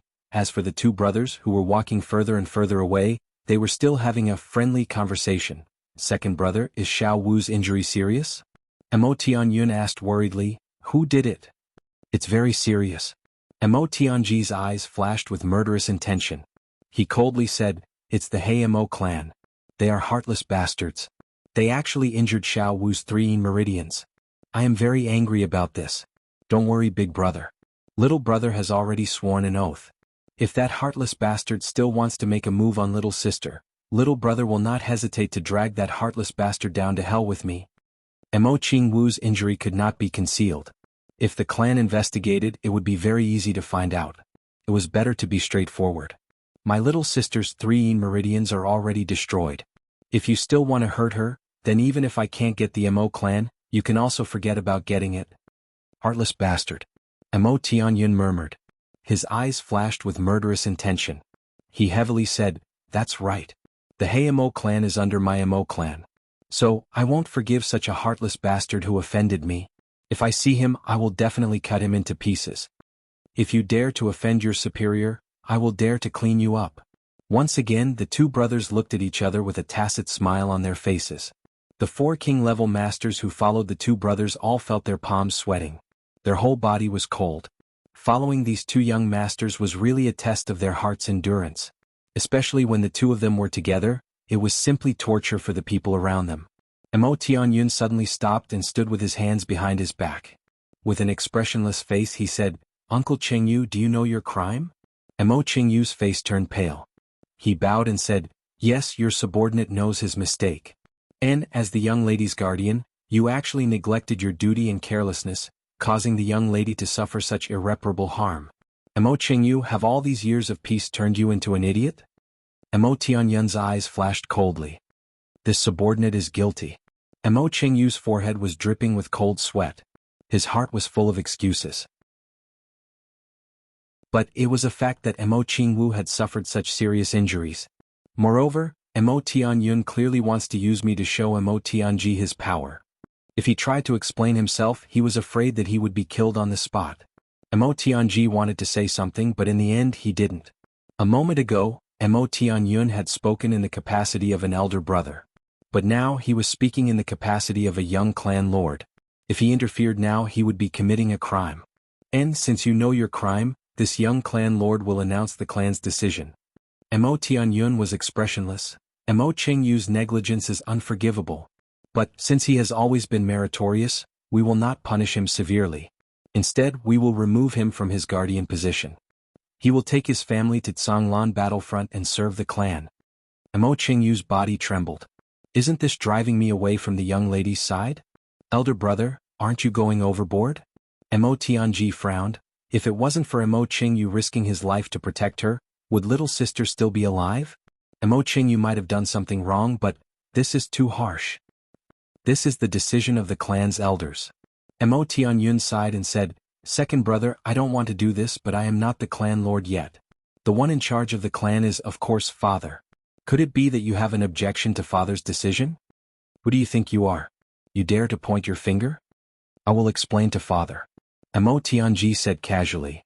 I hope you can succeed and save Uncle Qingyu from the pain of a long journey. Mo Tianyun's eyes flashed with a trace of mockery.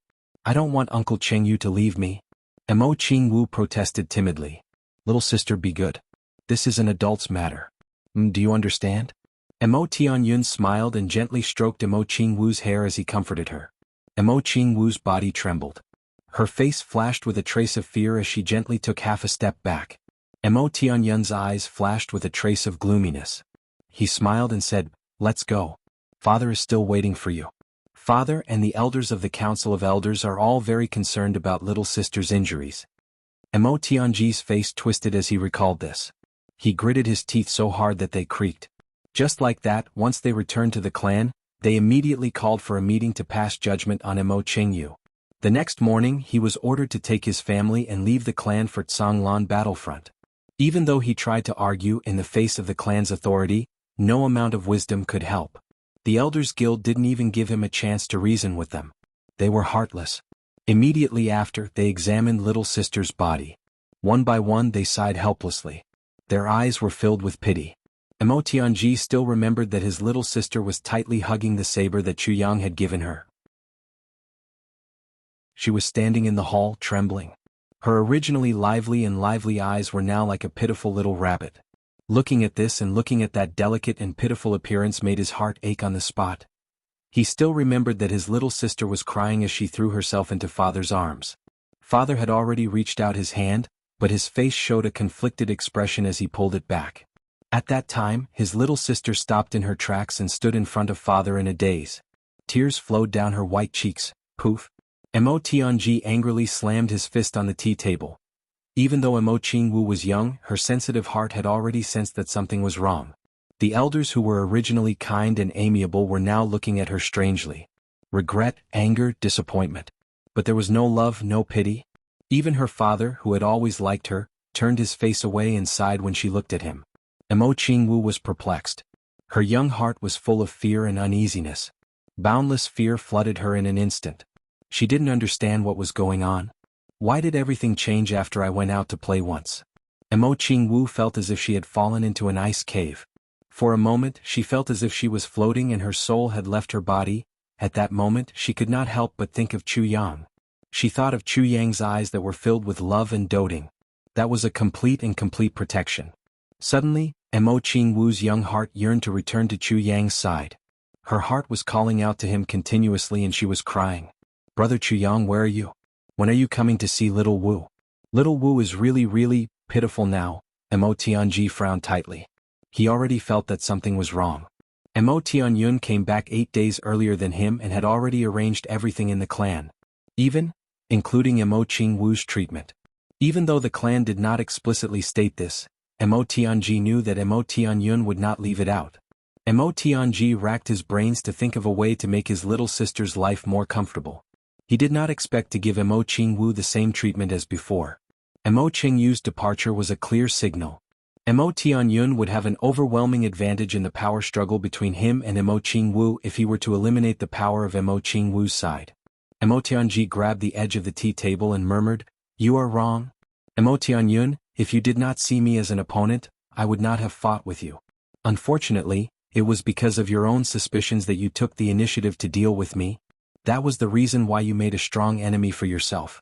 Now that you have done this to little Wu, you and I cannot live under the same sky." Thinking of this, he smiled bitterly. When he was young, his big brother was his idol. He had always been proud of his big brother because he was only 5 years older than him. But he had done things that he did not even dare to think about. At that time, he always thought that as long as the two of them were together, and he always listened to his big brother, the Mo clan would be able to flourish even when the two of them were injured. In these 3 days the clan would not fall.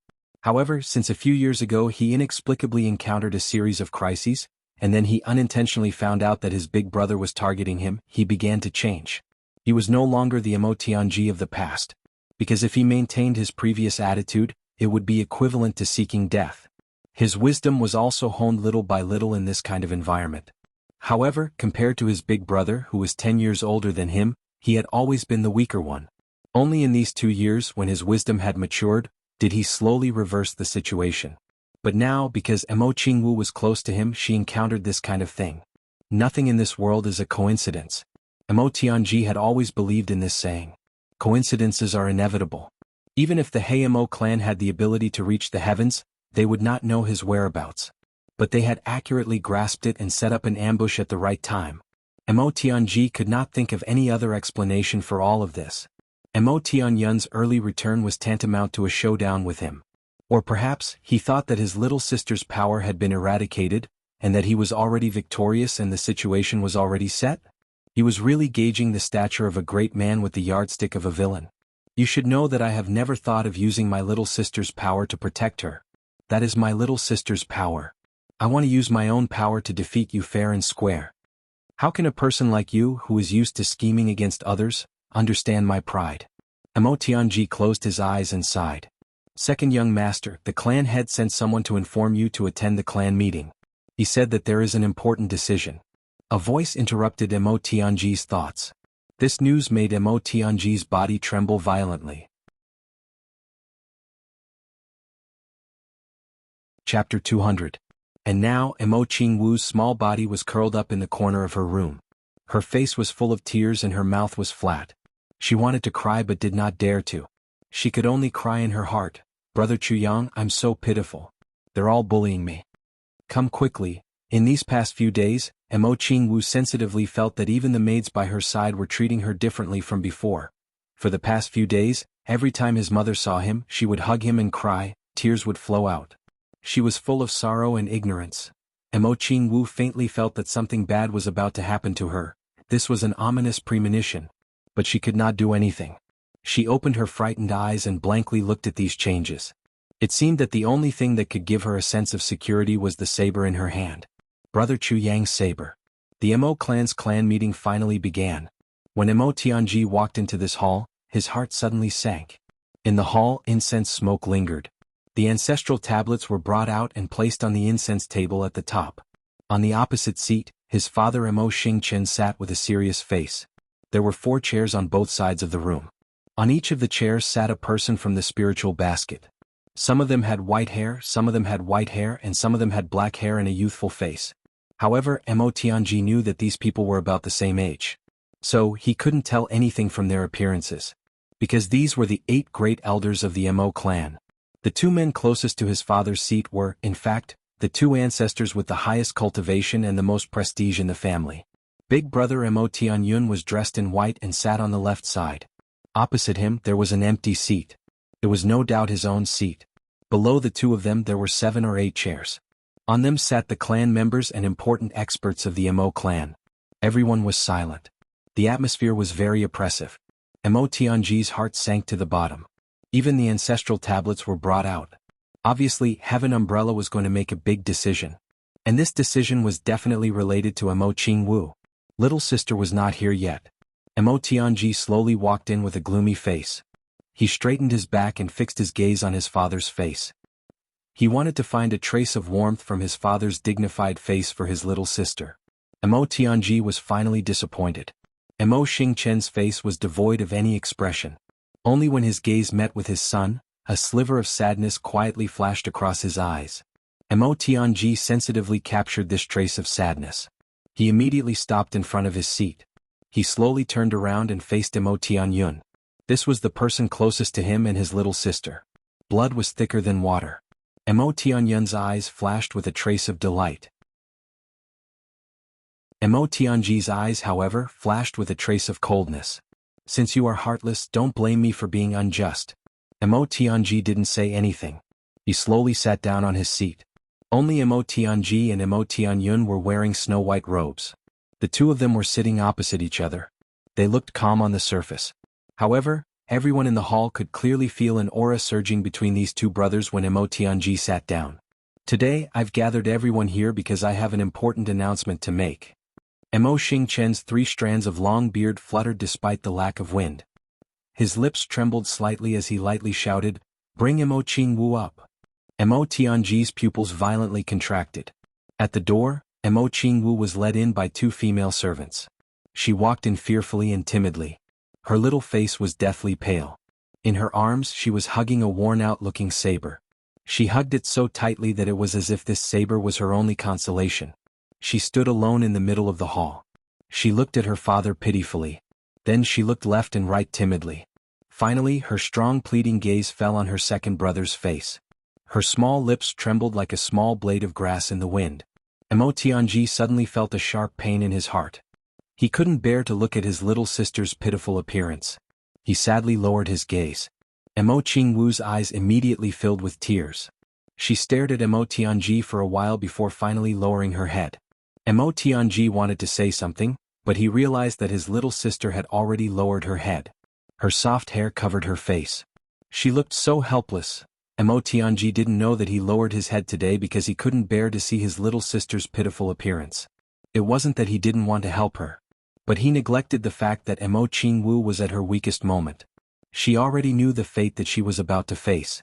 Mo Tianji's lowering of his head was equivalent to completely destroying the last hope in Mo Qingwu's heart. This made Mo Qingwu stubbornly believe that in the entire Mo clan, except for her mother, no one else was good to her. Even her second brother, who was usually closest to her, didn't help her. This matter left a serious shadow in Mo Qingwu's heart.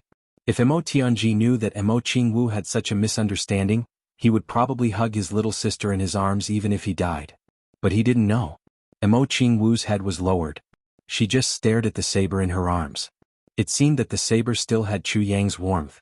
She couldn't even hear what the others were saying. Mo Xingqian sighed and said, Mo Qingwu was still a child. She insisted on going to the Mo clan's training, but because of this she caused a big disaster. Everyone in the hall looked down and didn't say a word. They just listened quietly. The He Mo clan's ambush caused Mo Qingwu to be seriously injured. The He Mo Sword King's one-sword palace caused serious consequences. Mo Xingqian let out a heavy breath and said, Mo Qingwu's 3 meridian was completely destroyed. Without a doubt, this was the result of the Mo clan's elders' investigation. Suddenly people in the hall started to whisper. Many people already knew about this matter, but there were still some who didn't know. In the 3 heavens, the weak are prey to the strong. Only with strong martial strength can one survive. Our Mo clan is founded on martial strength. We also value this point very much. The competition among the younger generation is also very cruel. But only with such cruel competition can we ensure that our Mo clan will continue to exist for a long time. Mo Xingqian's voice was very heavy, therefore our clan spared no effort in nurturing those who were talented, no matter if they were male or female. We didn't hesitate to raise their strength at all costs. Mo Qingwu has 3 meridian and is valued by the entire clan. All cultivation materials are given priority. Whether it is food, clothing, housing or transportation, they are all better than their peers. For this reason the clan has already worked hard for 7 years. Mo Xingqian's voice was a little hoarse as he said, but now Mo Qingwu's 3 meridian has been destroyed. So, the clan has decided to remove Mo Qingwu from her previous position. We will take revenge for the He Mo clan. But, with her 3 meridian destroyed, she will forever be a revered martial artist. Piling up a large amount of resources is already a waste. Mo Xingqian closed his eyes and looked at his daughter. A trace of pity flashed through his eyes. After the joint research of the clan and the elders, we will definitely wait. Mo Tianji calmly raised his hand and interrupted him. Father, I have something to say. What is it that you have to say that you have to interrupt father's announcement? Mo Tianyun sat on the opposite side and slowly said, Second brother, I beg of you. Before you speak in front of the ancestral tablets in front of so many people, please think about saving some face for our father. Mo Tianyun, you are so vicious. Mo Tianji completely gave up on this big brother of his at this moment. Mo Tianyun's words were neither fast nor slow, but it put him in the most awkward position. Moreover, with this sentence in front of him, the first impression was the strongest. No matter what he said, it would be greatly discounted. What words? Speak. Mo Xingqian's face darkened. Little sister's injury is not incurable. Mo Tianji said, In the lower 3 heavens I once met a strange person. He once said that if he was given a year's time, he would be able to prepare the medicine to reconnect little sister's 3 meridian. I can swear on my life that this is not a lie. A strange person in the lower 3 heavens? Mo Xingqian's voice was a little strange. In the hall, many people's faces revealed mocking smiles. Do you know that these few days 2 elders and I went to the upper 3 heavens? Mo Xingqian was a little angry. He was very dissatisfied with his son's careless words. We found the drug god. When he heard about the 3 meridian being destroyed, he returned all the gifts we sent. Drug god. The number 1 doctor in the upper 3 heavens. His medical skills were superb. However, he had a strange rule. He only treated 1 person in a day. Even so, the medicine god valley was still as busy as a marketplace. Everyone was horrified. Everyone was even a little surprised. The clan master actually found the drug god for his daughter's injury. How much did he have to pay? Everyone knew why the drug god returned the gifts. That was because the drug god could not do anything about Mo Qingwu's injury. Even the drug god could not do it. You found a strange person in the lower 3 heavens to treat her? It's fine if you speak carelessly, but you actually used your own life to guarantee it. This was what made Mo Xingqian the most dissatisfied. I also know that this matter is difficult to convince, but, Father, please believe me this once. Mo Tianji straightened his body and said resolutely. Mo Xingqian was silent. Yes, second brother. Little sister is injured. Every one of us is burning with anxiety. Every one of us is in great pain.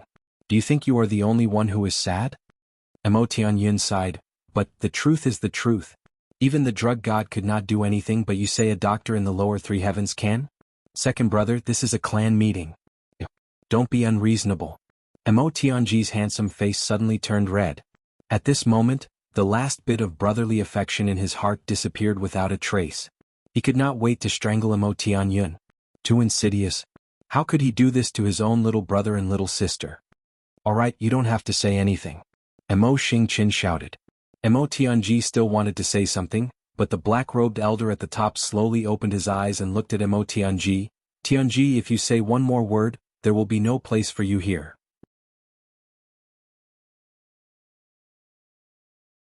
Chapter 201. In the depths of Imo Tianyun's eyes, a trace of pride and schadenfreude flashed. Obviously, Imo Tianji's careless words had angered the elder. Imo Tianji stood quietly for a while, then sat down without a word. His face was still calm, but the coldness in his eyes was getting heavier and heavier. Imo Tianji wanted to leave, but once he left, no one would speak up for his little sister. So he still sat down. The clan has decided. Imo Xingqian looked at Imo Tianji with some blame and said, "First, Imo Qingwu's cultivation resources will be revoked. From today onwards she will be sent as a normal disciple. Second, Imo Qingwu's right to inherit the Red Dust Pavilion will be revoked. The Red Dust Pavilion will be inherited by another outstanding female disciple. Third, Imo Qingwu's position as a core disciple of the clan will be revoked. Fourth, Imo Qingwu's right to live in the inner court will be revoked. From today onwards she will move out of the inner court. Fifth, all her benefits will be revoked. The clan will deal with her separately. Sixth, revoked." With each announcement, Imo Tianji's face became redder and redder, then it turned pale. His hands clenched into fists and his fingernails dug deep into his flesh. Imo Qingwu stood with her head lowered, looking at the saber in her arms as if she did not hear anything. For a young girl like her, this kind of punishment was too cruel. Every announcement of her father's decision was like a clap of thunder, a series of explosions in her head. It shook her until she was dizzy, as if the whole world had left her at this moment. "Father." Imo Tianji finally could not help but stand up fiercely. "I have something important to report." Imo Tianji's voice interrupted Imo Xingqian's words once again. As a scheming person, Imo Tianji clearly knew the consequences of his actions. But at this moment, for the sake of his younger sister, he decided to go all out. He did not know and was not sure if it would be good or bad for him to speak of this matter now. Would it cause more harm to his little sister? He had seriously considered this issue before, and thought that it was better not to speak of it. But now he changed his mind. If he did not speak now, his little sister would be finished when his father finished announcing it. Her life would be ruined. Even though Imo Tianji was not certain, and even though he was willing to take a risk, Imo Tianji would rather risk it all. This was the first time in Imo Tianji's life that he had done something that he wasn't sure of. What important favor. This time, Imo Xingqian opened his mouth before anyone could berate him. Although his voice was gloomy, it made Imo Tianji happy. This was the only opportunity that his father had fought for him in front of the family's interests. "I won't be able to say anything if the elders open their mouths first and everyone attacks me together. I don't know if father has noticed the saber in Xiao Wu's hand?" Imo Tianji clenched his teeth and hardened his heart. Then he finally spoke. He originally wanted to keep this saber a secret and let his little sister keep it for self-defense. However, at this moment, this saber had become Imo Qingwu's biggest bargaining chip. As long as the family values this saber, then his little sister's position would not be too awkward. At the very least, he could change the environment for his younger sister. To preserve some of the benefits. As for the saber, it would never break. Imo Tianji had already decided. If it was really the worst outcome, then one day he would take back this saber for his little sister. However, the most important thing now was not this saber, but a chance for his little sister to breathe. A chance for her to grow. This saber? Imo Xingqian asked doubtfully. Yes. This saber was given to Xiao Wu by the benefactor who saved her. Imo Tianji said deeply, "This saber is an ancient treasure saber. It is a peerless treasure saber. Moreover, this saber's name is Dreaming of a Gentle Dance Saber. It is also heaven's will for it to fall into Xiao Wu's hands." Imo Tianji's words were not very clear, but once he said it, everyone understood what he meant. This saber is an ancient treasure saber, but it has Imo Qingwu's name on it. This is a coincidence and also heaven's favor. How could a person blessed by heaven become a useless person? For a moment, everyone's gaze was on Imo Qingwu. However, Imo Qingwu suddenly raised her head and looked at Imo Tianji. She was completely in disbelief. Why did second brother mention this saber? Don't you know that this saber is the only thing I can keep now? Xiao Wu, let me see your saber. After Mo Tianji finished speaking, Mo Qingwu still stood there indifferently. Mo Xingqian could not help but say. Mo Qingwu's mind was in a mess, and she felt that everything was so unreal. Her father, who used to adore her, had suddenly become a stranger. Her ancestors, who used to adore her, no longer seemed to recognize her. Even her second brother, who had always been the closest to her, did not dare to look at her. Furthermore, he had even revealed her biggest secret. At her current age, she still did not know that if she was really stripped of everything according to her father's announcement, her status in this clan would fall from the peak to the bottom. She would not even be comparable to a maid in the side room. As for the words that followed, she did not hear them. Her entire person had collapsed. Although she was still here, she could no longer think or move. Little sister, give me the saber. Mo Tianji walked in front of her, squatted down and said softly, "Let father see." As he spoke, he reached out to take the saber in Mo Qingwu's hand. When he reached out, his palms were already full of sweat. This saber was his little sister's favorite, and it was also her only hope at present. He did not know what would happen after she took it out. But no matter what, this was the last step in front of him. Feeling that someone was snatching the saber in her hand, Mo Qingwu instinctively tightened her grip. Then she fiercely hugged herself and screamed, "Don't snatch my saber! Don't snatch my saber!" With a scream, her eyes and face were full of tears. Tears flowed down her jade-like cheeks and dripped onto the ground. Mo Tianji's heart ached. He said, "Little sister, I'm not trying to snatch your saber. It's father who wants to see it." Mo Qingwu hugged, dreaming of a gentle dance saber tightly. Her eyes were full of fear. "Don't snatch my saber. Brother Chuyang gave it to me." Xiao Wu. Mo Xingqian shouted, "Give it to me." Mo Qingwu only felt numb all over. The next moment, the saber was already in Mo Xingqian's hand. Once the saber was in his hand, Mo Xingqian was shocked. Because this saber was as light as a feather. "My saber!" Mo Qingwu shouted. Mo Qingwu screamed. Suddenly, she looked at her empty hands in a daze, and tears fell down her cheeks in a pitter-patter. The next moment, Mo Xingqian reached out. With a swoosh, the saber was unsheathed. The whole hall was shrouded in red light. In the red light, starlight twinkled. More than 30 people in the hall stood up at the same time. Good saber. Just by looking at the dazzling red light, one could tell that this saber was definitely a peerless divine item. There was actually someone who would give such a saber to an ignorant little girl for her to play with. At this moment, everyone in the Mo clan had the same thought. Could it be that this person was an idiot? "Xingqian, is this saber very light?" The voice of the elder who scolded Mo Tianji just now was trembling. His eyes were fixed on the saber, emitting a dazzling light. This elder was called Mo Wuxia. He was the only remaining elder of the Mo clan and also one of the emperor-level martial artists. Yes, the entire saber is no more than 4 ounces. Mo Xingqian held the saber as if he didn't feel anything at all. No more than 4 ounces, Mo Wuxia sucked in a breath of cold air and said impatiently, "Let me see." The next moment, Mo Wuxia caressed the saber very carefully. His pale face suddenly flushed red. He murmured, "It is indeed red cloud steel." And Xingqian, no. Mo Wuxia frowned and checked carefully. Then he said in shock, "Red cloud steel essence. Star iron essence." He casually grabbed the saber from the waist of a Mo clan expert at the door. With a swoosh, the saber flew over. Then, he held the saber with one hand and raised the saber high in the air with the other hand. Then he let go. Under everyone's watchful eyes, the sheathed sword landed lightly on the saber's blade. With a soft sound, it broke into 2 and fell to the ground with a clang. The hall was dead silent. Everyone's eyes were fixed on the saber. How could the saber of a clan expert be ordinary? But it fell without any resistance. It was like a knife cutting through tofu. It didn't even make a sound before it broke. And it was sheathed. Just how sharp was this saber? There had never been such a divine weapon in the Heaven Layer continent. This was a priceless treasure. Gently tilting the saber, Mo Wuxia whispered, "Dreaming of a gentle dance, overturning the mortal world. Overturning the mortal world. This saber is indeed overturning the mortal world. Xingqian, this saber is definitely the #1 treasure saber in the Heaven Layer continent." Mo Wuxia looked at the saber lovingly. "Such a treasure saber has come to our Mo clan.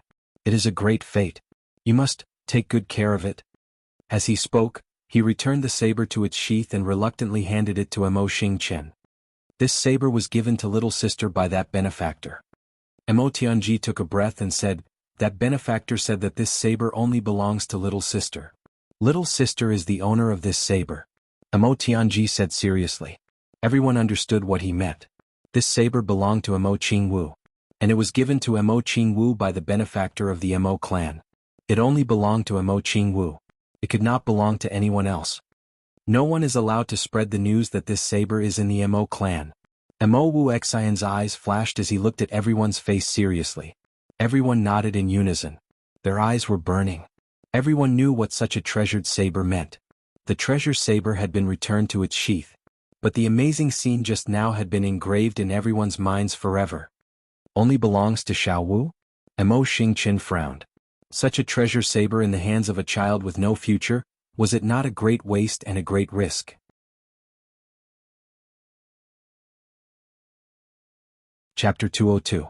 I don't want to threaten the clan. I only hope that my little sister can live a better life. Emo Tianji took a step forward and knelt in front of Emo Xingchen. Father, please take into account that Xiao Wu is the owner of this saber. Please, protect Xiao Wu well. As long as this saber was in Emo Qingwu's hands, the clan's protection for Emo Qingwu would be far greater than before. Even though she still could not have the original cultivation resources, Emo Qingwu's situation would be much better. In the heavenly realm, kindness was valued, filial piety was valued, and friendship was valued. These were the mainstream of morality. If one was not an ungrateful person, one would never give away something given by a benefactor. This was a matter of principle. This was also Emo Tianji's greatest confidence in taking this risk. It was also his greatest desire. His greatest desire. Emo Xingchen's eyes showed struggle and contradiction. The whispers in the hall suddenly grew louder. Everyone was whispering to each other. Second brother, you are too naive. Do you really think that little sister has the ability to keep this saber? Emo Tianyun sneered. You put this saber in little sister's hands. Do you love her or do you want to harm her? What do you mean? Emo Tianji said coldly, this is father's decision. Father has not made a decision yet. What nonsense are you spouting? Don't tell me, you want to covet your own sister's saber? I am not that despicable. Emo Tianyun sneered and turned to Emo Xingchen. Father, I think that this saber cannot be put in little sister's hands. Little sister is young. She does not have the ability to keep this saber. If this saber is placed in her hands, it will instead bring her a fatal disaster. Emo Tianyun said, when the time comes, not only will little sister be in danger, this saber will also fall into the hands of the enemy and become a great weapon against our Emo clan. It will bring great disaster to our Emo clan. Emo Xingchen was silent. Father, can you bear to see little sister not only be crippled but also be in danger because of a saber? Emo Tianyun said sincerely and worriedly, Father, please reconsider. Emo Tianyun, you are talking nonsense. As long as the family strengthens the protection of little sister, how could little sister be harmed? Emo Tianji angrily said, moreover, this saber is a gift from our benefactor. Do you want our Emo clan to become a heartless and ungrateful clan? Ungrateful? Emo Tianji, if you don't take responsibility for your benefactor's gift, then you are truly ungrateful. Emo Tianyun gave tit for tat and said, moreover, how do you explain the words ruthless and unintentional? Could it be that you think that our Emo clan is heartless? Emo Tianji sneered and said, who is the heartless one? Who is the ungrateful one? Everyone knows in their hearts. Emo Tianyun, you are forcing your own little sister like this. She's only a year and a half. But her 3-yin meridian is already crippled. I'm trying to protect her. Emo Tianyun angrily said, Emo Tianji, you shouldn't think of other people in this way. Everyone in this hall is as loyal to the family as you are to Xiao Wu. But don't forget that little sister's name is on that saber. This is heaven's will. Emo Tianji said coldly, you want to go against heaven's will? Everyone's expression changed. Go against heaven's will. Since ancient times the word heaven had always been supreme. Who dared to offend it? That's just a coincidence. Emo Tianyun sneered, just like my name you can find the words Tianyun in many ancient books. There are even records of this from 10,000 years ago. If that's the case, then am I not following heaven's will? Following heaven's will? Are you worthy? Emo Tianji was furious. The two elders were at each other's throats. Their eyes were shining. Even Emo Tianji, who was known for his calmness, had an ominous glint in his eyes. The two brothers were going at it in front of the clan master, all the clan elders, in front of everyone in the clan, and in front of the ancestral tablets. It was on the verge of breaking out. Enough. Zhen Xingchen slammed the table and angrily said, "Are the two of you rebelling? Do you still have any sense of shame for your brothers to engage in such a filthy act in front of everyone? Both of you sit down." Emo Tianji and Emo Tianyun looked at each other fiercely. They both snorted and sat back down. "Old ancestor, this saber?" Emo Xingchen probed. "This saber is a priceless treasure. How can it be in the hands of a useless little girl?" Emo Wuxia rolled his eyes and said lightly, "You are the clan master. Don't tell me you don't know how to make a decision for such a thing?" "Elder." Emo Tianji almost didn't dare to believe his ears. "How can my ancestors say such words?" "No need to say more." Emo Wuxia snorted and said, "We have no choice. If Emo Qingwu wasn't crippled, there's nothing wrong with her having this saber. But she has no future now. Do you want to keep the best resources?" This saber was given to Emo Qingwu by our benefactor. But no matter what, Emo Qingwu is still a member of the Emo clan. In other words, this was given to the Emo clan by our benefactor. So, how is it ungrateful for the Emo clan to keep it? Emo Wuxia rolled his eyes and looked at Emo Tianji with a disdainful sneer in his eyes. "Tianji, do you have any objections to what this old man has just said?" "Yes, I have a big objection." Emo Tianji suddenly stood up. He also didn't know why he was so impulsive today. "This saber doesn't belong to the Emo clan. It belongs to my little sister, Emo Qingwu." "Impudent." Emo Wuxia raised his hand and slapped Emo Tianji's face. He said coldly, "Get out." "Father." Emo Tianji gritted his teeth and looked at Emo Xingchen with grief and indignation. "Get out." Emo Wuxia raised his hand and a strong wind suddenly rolled up. Emo Tianji was thrown out with a whoosh. Emo Tianji fell to the ground with a thud. He shouted, "This saber belongs to my little sister. Our Emo clan can't do such a thing. Elder, father, please reconsider. This will make the world laugh at us. Shut him up." Emo Wuxia said coldly. Emo Tianyun said, "Yes." Then he waved his hand and the two of them walked out. Immediately Emo Tianji shouted from outside, "You will regret this." Then there was a whimper and there was no movement outside. "Emo Qingwu, the clan will preserve this saber for you. Are you willing?" Emo Wuxia looked at the young Emo Qingwu indifferently. But that's mine." Emo Qingwu looked at Emo Wuxia timidly. She bit her lips and tried not to cry out loud. "Impudent. Are you not a member of the Emo clan?" Emo Wuxia waved his sleeves. "This matter is settled. As compensation, Emo Qingwu can keep a little of her old living conditions."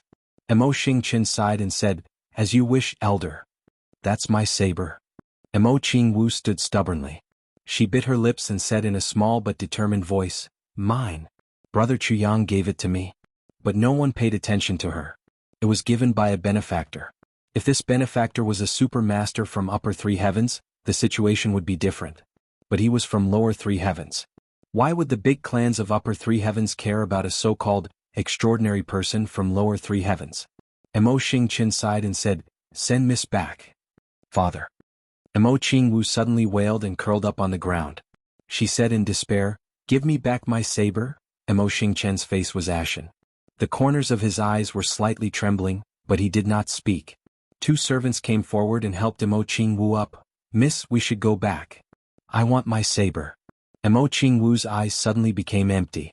She looked at her father and murmured, "My saber, take her back." Emo Wuxia shouted. Then he waved his sleeves and disappeared without a trace. The two servants carefully used their strength to lift Emo Qingwu up and walked out. "My saber. My saber." Emo Qingwu's feet left the ground and she was carried out. She struggled fiercely and cried, "Father? Father, even if you don't return my saber, can you give me the scabbard? I just want the scabbard, okay? Okay. Woo woo woo." The crying became louder and louder. Emo Xingchen sighed. With a schwa sound, the saber came out of the scabbard. Then he shook his hand and the scabbard turned into a dragon and flew out. It fell right into Emo Qingwu's arms. Emo Qingwu's eyes lit up. She tightly hugged the scabbard and closed her eyes. Then she pressed her tender little face against the scabbard. Her tears gushed out like a fountain. Her little heart was filled with pain. Brother Chuyang, I'm sorry. I lost the saber you gave me, Brother Chuyang. I miss you so much. I'm so pitiful. Her little heart suddenly recalled that night when Chuyang held her little face in his hands and said softly, Xiaowu, you have to remember this. If one day no one likes you anymore, Brother Chuyang will still like you. Brother Chuyang? Emo Qingwu cried sadly. She cried very hard. Seeing Emo Qingwu leave, Emo Tianyun's eyes suddenly became fiery. He looked at the saber in Emo Xingchen's hand. Father, this saber? It's better if you don't have any ideas about this saber. Emo Xingchen said lightly. Yes. Emo Tianyun lowered his head. Emo Xingchen looked at his eldest son quietly. After a long time he sighed and said, Yun, I'm here. As a person in power, it's not a bad thing to be ruthless. This is a necessary trait for a person in power. But Emo Xingchen was silent for a while and said, but in this world, there are still some things. It's not good to completely abandon them. Emo Tianyun was silent for a long time and said, Father, I will remember.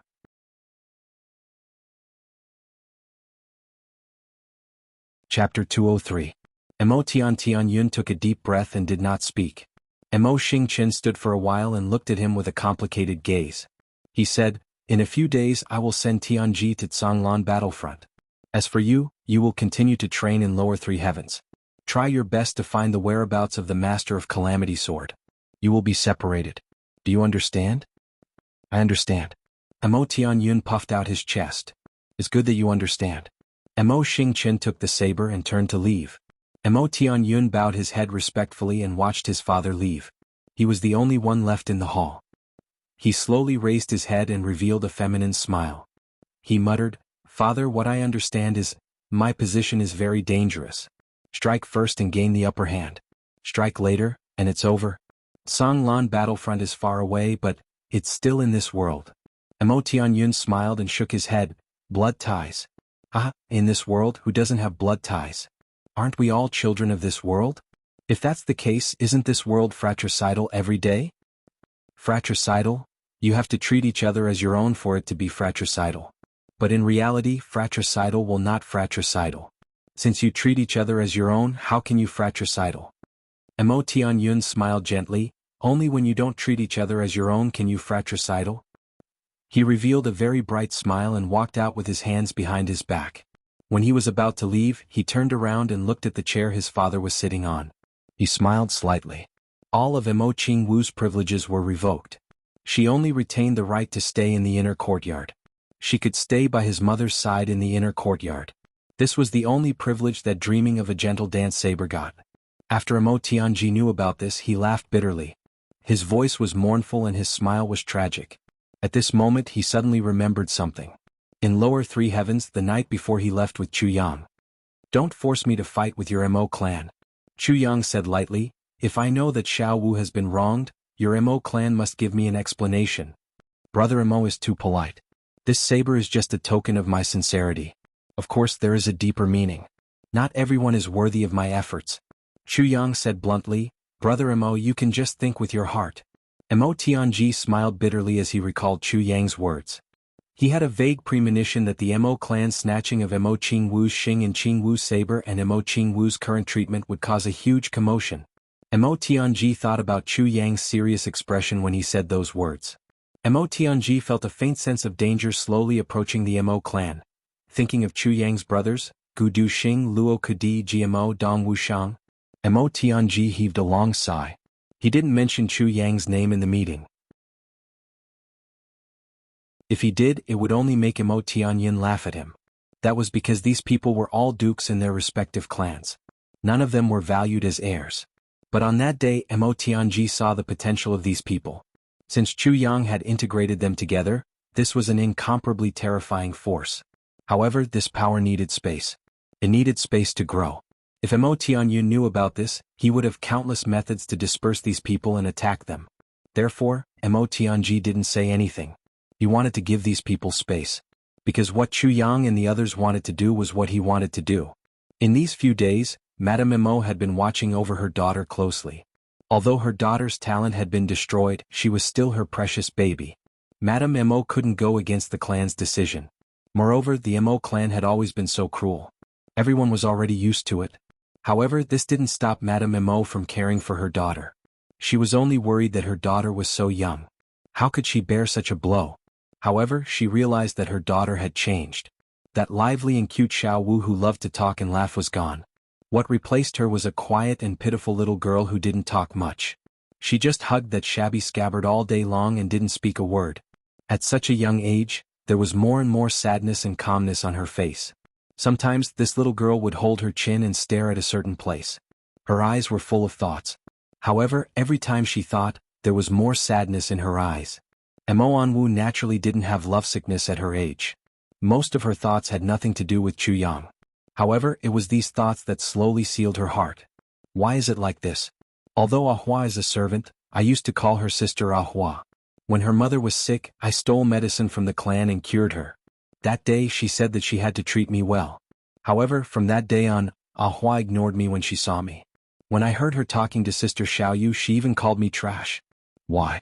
Father used to carry me in circles every time he came back.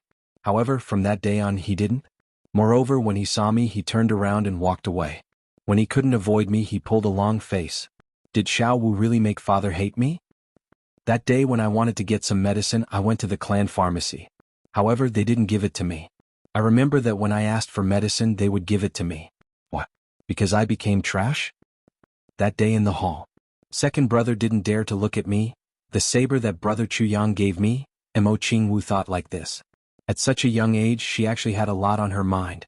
Her body also became thinner and thinner. Madame Mo saw this and her heart ached. This day, Mo Tianji received a notice from the clan to go to the Zhanglan battlefront. Before leaving he came to say goodbye to his little sister. At the Zhanglan battlefront. When he arrived he saw Mo Qingwu sitting on the doorstep with her chin in her hands. Her eyes were blank and empty. There was no spirit in them at all. Mo Tianji's heart ached. He gently came to his little sister and squatted down. Xiao Wu, second brother, is here. Oh, Xiao Wu, what happened to you? Nothing. Xiao Wu, I have to go to the Zhanglan battlefront. Oh, before leaving I am a little worried about you. What do you want? Second brother will bring it back for you? Oh, Xiao Wu. Mo Tianji was heartbroken. He grabbed Mo Qingwu's thin shoulders and shook. Say something. Suddenly he was shocked. Why did you lose so much weight? Mo Qingwu's lifeless eyes finally turned around. Second brother. Yes, second brother is here. Second brother, have I really become a cripple? Nonsense. Mo Tianji immediately got angry. Who told you that? They all said so. Is it true? Mo Tianji was speechless. He hugged his little sister tightly. Little sister, you will be fine. You will not become a cripple. You don't want me anymore. Mo Qingwu sobbed. Mo Tianji was stunned. I have nothing left. Uncle Qingyu is also gone. You're also going to go. Second brother, can I still get my saber back? When the saber was mentioned, Mo Qingwu's eyes suddenly shone with hope. Yes, second brother, why did you take out my saber that day? Mo Qingwu raised her head. At such a young age, her eyes were originally innocent and bright. However, there was an additional sense of scrutiny in them. Mo Tianji was speechless. What could he say to his little sister? Could he explain? When you took out my saber it was snatched away. Mo Qingwu's voice was very soft. It was so soft that it was a little fleeting. Mo Tianji sighed deeply. At this moment he knew where his mistake was. If he did not take out the saber, Mo Qingwu's situation would be even worse than it was now. This saber could at least be exchanged for a more peaceful environment. At least this was the inner courtyard. The rules of the inner courtyard were strict. The servants did not dare to say anything. Mo Qingwu would also be very safe here. Moreover, her mother was here. With her mother's protection, Mo Qingwu would not be wronged. This was perhaps the biggest gain. However, Mo Tianji neglected one point. After Mo Qingwu was stripped of all her original rights, in her young heart, there was only one person she could rely on, Chu Yang. Because the entire Mo clan decided her fate. They let her fall into this helpless and sorrowful situation. However, Chu Yang had once saved her from the brink of death. He even played with her and gave her a saber that she liked very much. When she suffered such a heavy blow, in the heart of the little girl, the time she spent with Chu Yang seemed to be even happier. Comparing the two, naturally Chu Yang was the good guy. After suffering such a heavy blow, the most precious thing to Imo Qingwu now was that memory in that saber. Only that saber could give her warmth at this time. However, Mo Tianji brought it out in exchange for an environment to live in this life. The moment he took out that saber, it was equivalent to taking away the pillar of Mo Qingwu's little heart. It caused her to be physically and mentally injured. She could not bear it. This was Mo Tianji's biggest mistake. Because to Mo Qingwu, she was still young and did not understand the value of this exchange. To her, such an exchange did not make her feel anything. Because she originally lived here. Now she still lived here, she only felt that she had lost her favorite saber. And this saber was lost because of Mo Tianji. Perhaps she would understand Mo Tianji's painstaking efforts in the future. However, she definitely would not understand now. Mo Tianji stood there in a daze. At this moment, even though he was extremely intelligent and cunning, he was still at his wits' end. Because in front of him was only a little girl. A little girl who did not know the ways of the world. No matter what reason, as long as she believed in it, he could not explain it. Therefore he gritted his teeth and said, "Little Wu, don't worry. There will be a day when second brother will take your saber back. And deliver it to you. Will you?" Mo Qingwu raised her head and looked at Mo Tianji with sparkling eyes. After a long time, her eyes dimmed little by little. She said desolately, "Second brother, I am tired." After she finished speaking, she lowered her head and ignored her second brother. She looked at her feet in confusion. Her eyes were unfocused. She muttered, "I miss brother Chu Yang so much." When Mo Tianji left the backyard, even he himself did not know how to describe his feelings. He only knew that he wanted to kill someone. The most ideal target was Mo Tianyun. Recommended a new book. My brother Ao Yu Chang Kong's new book, Endless Online Game. Those who are interested, please go and take a look. By chance, Li Hao discovered that he could cultivate in the game and in reality at the same time. This accidental discovery made Li Hao's life extraordinary.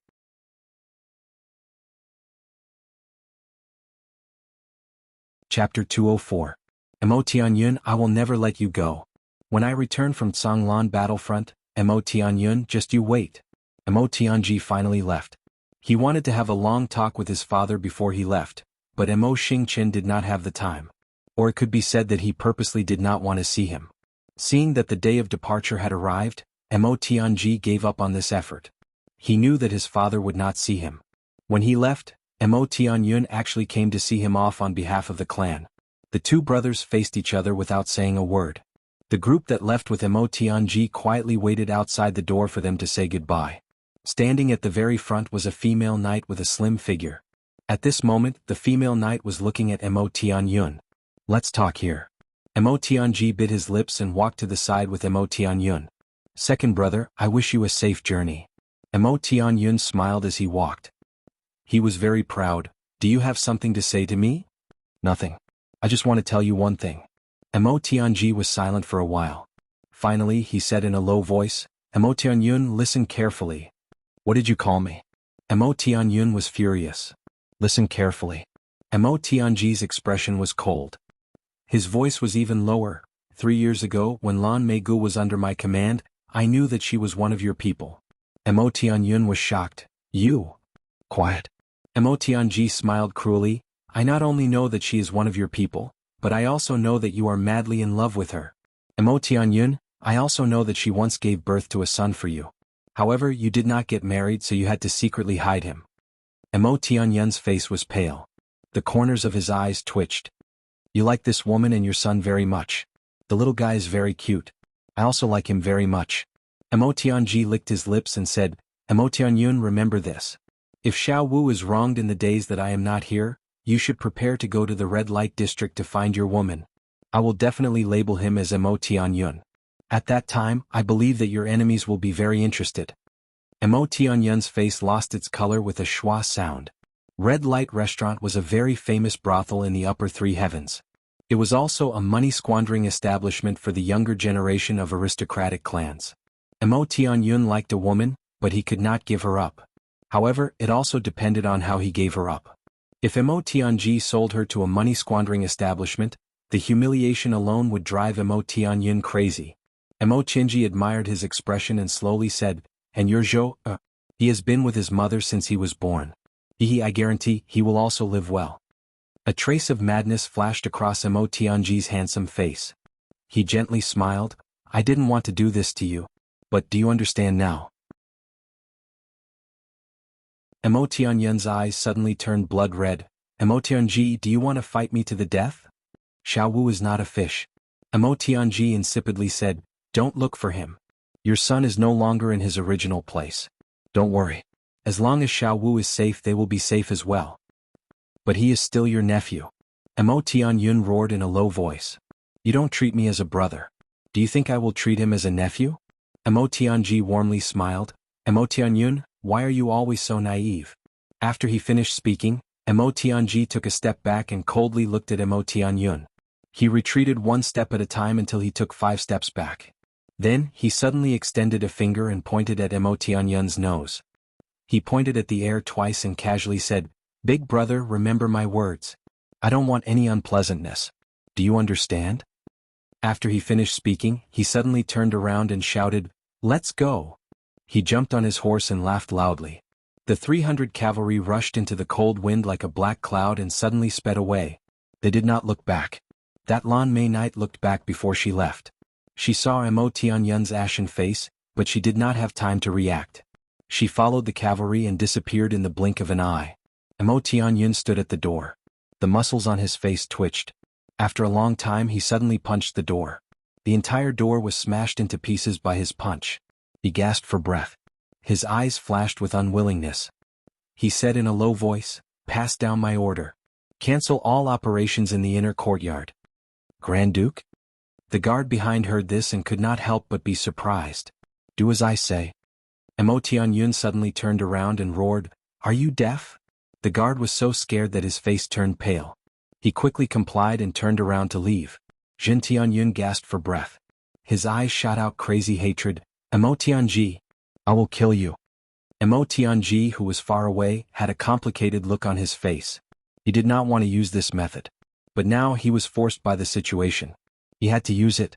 Snatching Lan Mei was Emo Tianji's plan 3 years ago. From then on, the struggle between the two brothers became intense. Emo Tianyun was very proud that Emo Tianji did not know Lan Mei's identity. Lan Mei was in Emo Tianji's hands. It was like he had a super spy. But he never thought that the reason Emo Tianji snatched Lan Mei was because of her identity. He was preparing for this step. At this moment, using this method to deal with Emo Tianyun was an eye for an eye. Emo Tianji left. Emo Qingwu in the inner courtyard became even more lonely. Every day she hugged that broken scabbard. Even when she slept, she hugged it tightly. It was as if only this broken scabbard could give her the only comfort in her heart. The sadness on her little face made people's hearts ache. Scabbard, do you miss Dao Dao? Scabbard, do you miss Brother Chu Yang? Scabbard, do you want to leave here? Scabbard, I only have you to accompany me. Brother Chu Yang, when will you come? During this period of time, Chu Yang's strength training had also reached a certain level. Luo Kudi and Rue Butong broke through one after another. Luo Kudi ranked 5th. Rue Butong sullenly ranked last with a small gap of 1 hour. This month, the responsibility of washing underwear and socks fell on the shoulders of Rue Butong, the future lone thief. Rue Butong now had a bitter face every day. Gu Duxing and Chu Yang were better, but Luo Kudi and GMO were not polite at all. Every day their socks were worn into mud before they were thrown into Rue Butong's bed. Yin Butong was almost suffocated to death. Especially GMO and Luo Kudi, who were proud of their success, swaggered in front of him every day. Come old man, call me 3rd brother. Come old man, call me 5th brother. Good boy, good boy. Come old man, have you finished washing your socks? 3rd brother will give you some pointers on martial arts. Come old man, have you finished washing your socks? 5th brother will exchange pointers with you. Rue Butong fell into a state of continuous mental and physical attacks. Under the ravaging of the two, Rue Butong's power soared, and Chu Yang's state during this period of time also made the other 4 speechless. This guy was cultivating without any regard for his life. After breaking through to level 3 martial master, he actually started to challenge those of a higher level. Starting from Rue Butong, the 4 of them had to spar with Chu Yang at least 5 times a day. And Chu Yang's request was that they must not hold back. As a result, almost every sparring session was a complete and utter abuse. But no matter how badly this guy was beaten, in less than an hour he would jump up energetically for the next round. Such a terrifying endurance made the 4 of them tremble in fear as they fought. Although he was able to torture his boss every single time, this kind of undying spirit was too ruthless. The four of them asked themselves, if they were in his shoes, they would definitely not be able to endure it. And Chuyang seemed to be improving every time. Every time he used his body movement technique, his strength realm, he could actually give the four of them a whole new feeling. The four of them had never seen or heard of such a freak before. Chuyang was also in great pain because he gave up on going out to challenge. He completely used Gudu Xing and the other three to experience the feeling. But these four people are now high-level martial great masters. Every time Chuyang felt a great pressure. And his realm and understanding also rapidly improved under this huge pressure. The speed of his improvement made Gudu Xing and the others realize what was called terrifying. In half a month, Chuyang had forcibly raised his cultivation by 4 levels. He was now at the peak of level 7 martial master. There were many realms that he had comprehended in his previous life, so he leveled up relatively quickly. But even so, it was too sensational. And what made Gudu Xing and the others feel the most uncomfortable was that Chuyang's new tactics were slowly taking shape. Especially the soft water force that he had comprehended earlier, it was now slowly fusing into his moves and techniques. This kind of fighting style was very difficult to deal with. If it was not for the fact that his cultivation was much higher, a level 2 or 3 martial great master would definitely fall at his hands. There was no suspense at all. Under Chuyang's pursuit, Gudu Xing, Luo Kadi and the others deeply felt this huge pressure. If someone started chasing them from level 3 martial warrior and actually caught up to level 7 or 8 martial great master, that would be too shameful. As a result, the four of them started to play with their lives at the same time. The days were very dull, and just like that, the days passed by. The weather was getting colder and colder. Butian Pavilion also became more restrained. Besides continuing to train, accept new people, and secretly set up an intelligence network, they did not do anything else in the country. Tai Butian had just ascended the throne, and everything was waiting to be done. He was extremely busy and did not have time to go to Butian Pavilion. In the eyes of the Iron Cloud public, Butian Pavilion seemed to have quieted down. In the eyes of some observant people, this confirmed that King of Hell Chu had fallen from grace and was about to step down. And so, in Iron Cloud Citadel, rumors and slanders began to spread. Some people who had always been afraid of danger were now jumping up and down. One day after finishing his training, Chuyang felt that he had reached level 8 martial master. Looking at Gudu Xing and the others who were still fighting fiercely, he could not help but think about something. You haven't gone out for a month, are you bored? Chuyang smiled and asked, how about I treat you to a meal today? Where do you want to go? Or, now is the right time to go to that place? Drink wine, drink wine. GMO cheered, his eyes shining, find a few beautiful girls and talk about life.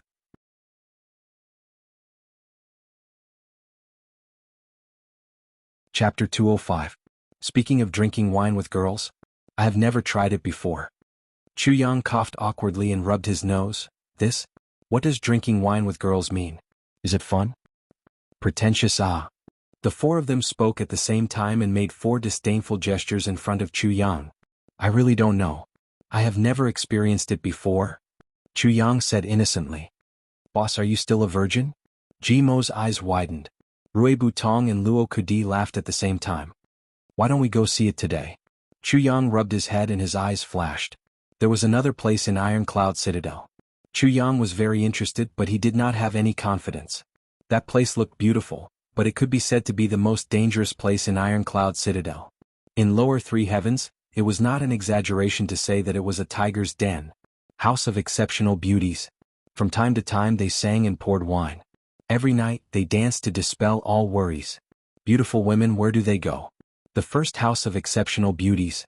Ever since House of Exceptional Beauties was established in Iron Cloud Citadel, whether it was war or dynasty, House of Exceptional Beauties never fell. In his previous life, after Golden Horse Riders Department captured Iron Cloud, the biggest loss they suffered was at House of Exceptional Beauties. House of Exceptional Beauties, as the name suggests, was a brothel. But this brothel was different from other brothels. The girls in this brothel sold their skills and not their bodies. Moreover, the price was very expensive. If one was not from a wealthy family, they did not have the qualifications to spend a night there. At that time, when Iron Cloud Citadel fell, a few Golden Horse Riders went to House of Exceptional Beauties to have fun. They wanted the girls to sleep with them, but the people of House of Exceptional Beauties broke their limbs and threw them out. Then, a large group went and was beaten until they crawled all over the floor. Later, Diwu Qingro personally came out to settle this matter. No one knew how it was handled, but House of Exceptional Beauties was still House of Exceptional Beauties. Obviously, it was no longer the case. With Diwu Qingro's power at that time, he chose to tolerate House of Exceptional Beauties. House of Exceptional Beauties' terror could be imagined. Chu Yang also did not know what House of Exceptional Beauties was. But he knew that it was definitely a huge monster. However, the House of Exceptional Beauties was clearly just a tool to amass wealth. It was to amass a large amount of wealth for a certain power. Other than that, there was nothing else to understand. However, just this episode alone was enough to make Chu Yang see him in a new light. Chu Yang had been wondering if he could pull the House of Exceptional Beauties over. If he could pull them over, his strength would definitely increase greatly. But House of Exceptional Beauties had been in Ironcloud Citadel for so many years. How could Tai Butian and Tai Longqing not know the value of House of Exceptional Beauties? If even they couldn't do anything, Chu Yang reckoned that he wouldn't be of much use even if he went there himself. On top of that, he had been extremely busy all this time. He was also afraid that he would provoke the House of Exceptional Beauties and end up making a fool of himself. Thus, Chu Yang had been suppressing it. Right now the weather was cold and the ground was frozen. Ironcloud Citadel was also very busy, while his own Butian Pavilion had nothing to do. Chu Yang wanted to go check out the situation. Naturally, bringing GMO and the others along was a way to relax as well as a great help. Chu Yang thought for a while and said, "You guys wait for me here for a while. I will go back to Butian Pavilion to take a look. If there is nothing else, we will go to House of Exceptional Beauties to play." House of Exceptional Beauties? Hearing these three words, GMO, Luo Kudi and Rue Butong simultaneously became excited. Exceptional Beauties? Just how exceptional are they? Thinking about it, GMO and Luo Kudi looked at each other. Suddenly, a lustful smile appeared on their faces. Be careful, that place only sells their skills, not their bodies. Don't make a fool of yourself. Chu Yang warned them. That's more satisfying. What's the point of selling their bodies? Just thinking about it makes me sick. GMO laughed like a pervert. That's right, they don't sell their bodies. Gu Duxing coldly stood there and said, House of Exceptional Beauties? Not interested. One in this world besides Sister Xiao Miao, what other exceptional beauties can there be? The four of them rolled their eyes. It seemed that in this guy's heart, other than Gu Miaoling, all the other women in the world were just dirt in his eyes. One. Let's go. Ayaya, what are we waiting for? We will go with you to Butian Pavilion, then we will go to House of Exceptional Beauties. Luo Kudi impatiently said. This guy's face was red with excitement. His eyes shone with a thirsty light. I have been holding back for too long. As he spoke, he lowered his head and said with grievance, Look, there is a bulge here, and, sure enough, there was an eye-catching bulge in his crotch. Chu Yang scolded with a smile and kicked over. Luo Kudi nimbly dodged and used his hand to adjust the bulge. Using his underwear, it was not so obvious. He sighed and said, Back in the days, this young master was also a romantic and happy man. Who knew that in the lower three heavens I would be caught and sent to the desert after coming out of the sea? Damn it, I am about to explode. Noisily the five of them rushed out.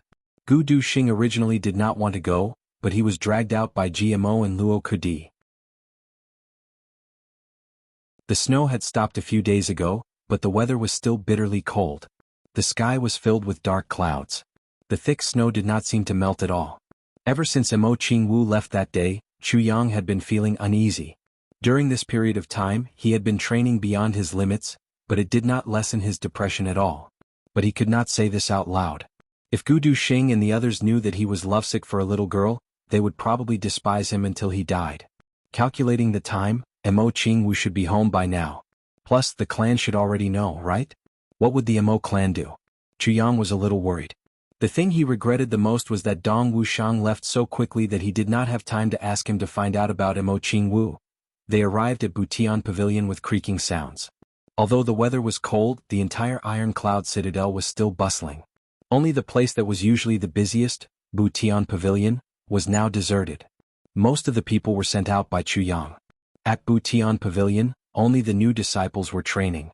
Wu Qianqian was overseeing the situation. Qing'ang and Qin Yutong were not there. No one knew where they went. What did you arrange for them to do? Wu Qianqian asked. This is a secret. Chu Yang said calmly, Little girl, don't be so curious. Wu Qianqian was speechless. I am your senior sister. I have some matters to attend to these few days. If there is nothing going on at Butian Pavilion, do not disturb me. Chu Yang said casually. Who dares to disturb you? Wu Qinshan said angrily. Then she asked with concern, Your Highness? No, did His Majesty look for you? Why would he look for me? Does he want to marry his little sister to me? Chu Yang rolled his eyes. In your dreams? Wu Qinshan suddenly widened her eyes. He has a little sister? He doesn't have a little sister? Chu Yang was even more surprised than her. Where did he get a little sister? Wu Qinshan's black eyes widened. The entire Iron Cloud Nation knows that Your Highness is His Majesty's only surviving heir. Oh, Chu Yang said with relief. Then he hit her. Something is not right. Who is that? Chu Yang frowned and thought for a while. Then he slowly said, Iron Cloud's #1 beauty, but that. What kind of beauty is that? Boss, are you done yet? GMO yelled from outside the door. You are really something, talking about the house of exceptional beauties in front of beautiful women? What house of exceptional beauties? Wu Qinshan suddenly became alert. Iron Cloud Citadel's house of exceptional beauties. The sudden voice interrupted Chu Yang's thoughts. He casually said, I want to take them to the house of exceptional beauties to play. You want to take them to the house of exceptional beauties to play? Wu Qinshan's eyes widened. Her beautiful face slowly turned green. She suddenly roared, You are not allowed to go. Really? Chu Yang looked at her in astonishment and said, Unreasonable. What does us going to the house of exceptional beauties have to do with you? Wu Qinshan bit her lips. What about you? Chu Yang turned around and walked out. Go do your thing. Let's go. Wait. Wu Qinshan rushed out. I am going too. This sentence made Gu Du Xing, GMO, Luo Kudi, and Miao Butong all turn pale with fright. You're going too? That is a brothel, a place for men to play, little girl. You are not allowed to go. Chu Yang said firmly. Taking beauties to a brothel? What is this? Besides, this is not a place for fun. I must go. Wu Qinshan did not budge an inch. Tell me, what can you do if you go? Chu Yang scratched his head in distress. Can you go play? Can you go whoring? Can you go, What? Anyway, I want to go. Wu Qinshan rarely expressed her determination. You want to go and have fun? No way. You stay here. Chu Yang said sternly, This is an order. I will resign immediately. I must go. Wu Qinshan said angrily. The two looked at each other like fighting cocks. Minister Chu was at his wits' end. Gu Du Xing, GMO, and the others looked at each other. Then they folded their arms and looked like they were watching a play. At this time the savior arrived. Chang'an was holding some documents and hurriedly rushed in. Miss Wu, this matter? The minister is also here. That's great, this matter. What matter? Wu Qinshan asked subconsciously. I am going to the palace. Chu Yang came out with a whoosh. Wu Qinshan shouted, Wait. She wanted to chase after him. Minister Chu bellowed, Chang'an, I order you to stop her. If you let her out of this door today, I will hold you responsible. Finished speaking, he waved his hand and took Gu Du Xing and the others away. Oh, Miss Wu, Miss Wu, Miss Wu. Chang'an stretched out his hand. Miss, please take pity on my old bones. Seeing that Wu Qinshan still wanted to chase after him, Chang'an almost cried. Besides, the minister is going to the palace for official business. Chang'an did not understand. What is going on? Why are you stopping him from going to the palace? Your palace is at the house of exceptional beauties? Wu Qinshan saw that Chu Yang had disappeared. She stomped her feet and said bitterly, He is going to the house of exceptional beauties to fool around? Chang'an's eyes widened. The minister is going to visit prostitutes? What? Seeing that Wu Qinshan's eyes were about to turn red, Chang'an hurriedly tried to persuade her. Going to the house of exceptional beauties is not a big deal. At most, you can listen to some music. The house of exceptional beauties sells their skills and not their bodies, the confidant cursed. This minister is really something. With a 1 in a million beauty by his side, you still want to go to the house of exceptional beauties. Miss Wu's feelings for you, who in Butian Pavilion does not know. Selling my skills and not my body is not allowed. Wu Qinshan said angrily. You're tuning in to the Han Li's Wuxia Adventures YouTube channel. We're so grateful for your support, and don't forget to subscribe to join us on this incredible journey through captivating stories. Your generosity through donations truly makes a world of difference. as it's the primary source of revenue that allows me to expand and enhance this channel for you. Thank you from the bottom of my heart for being a part of this adventure.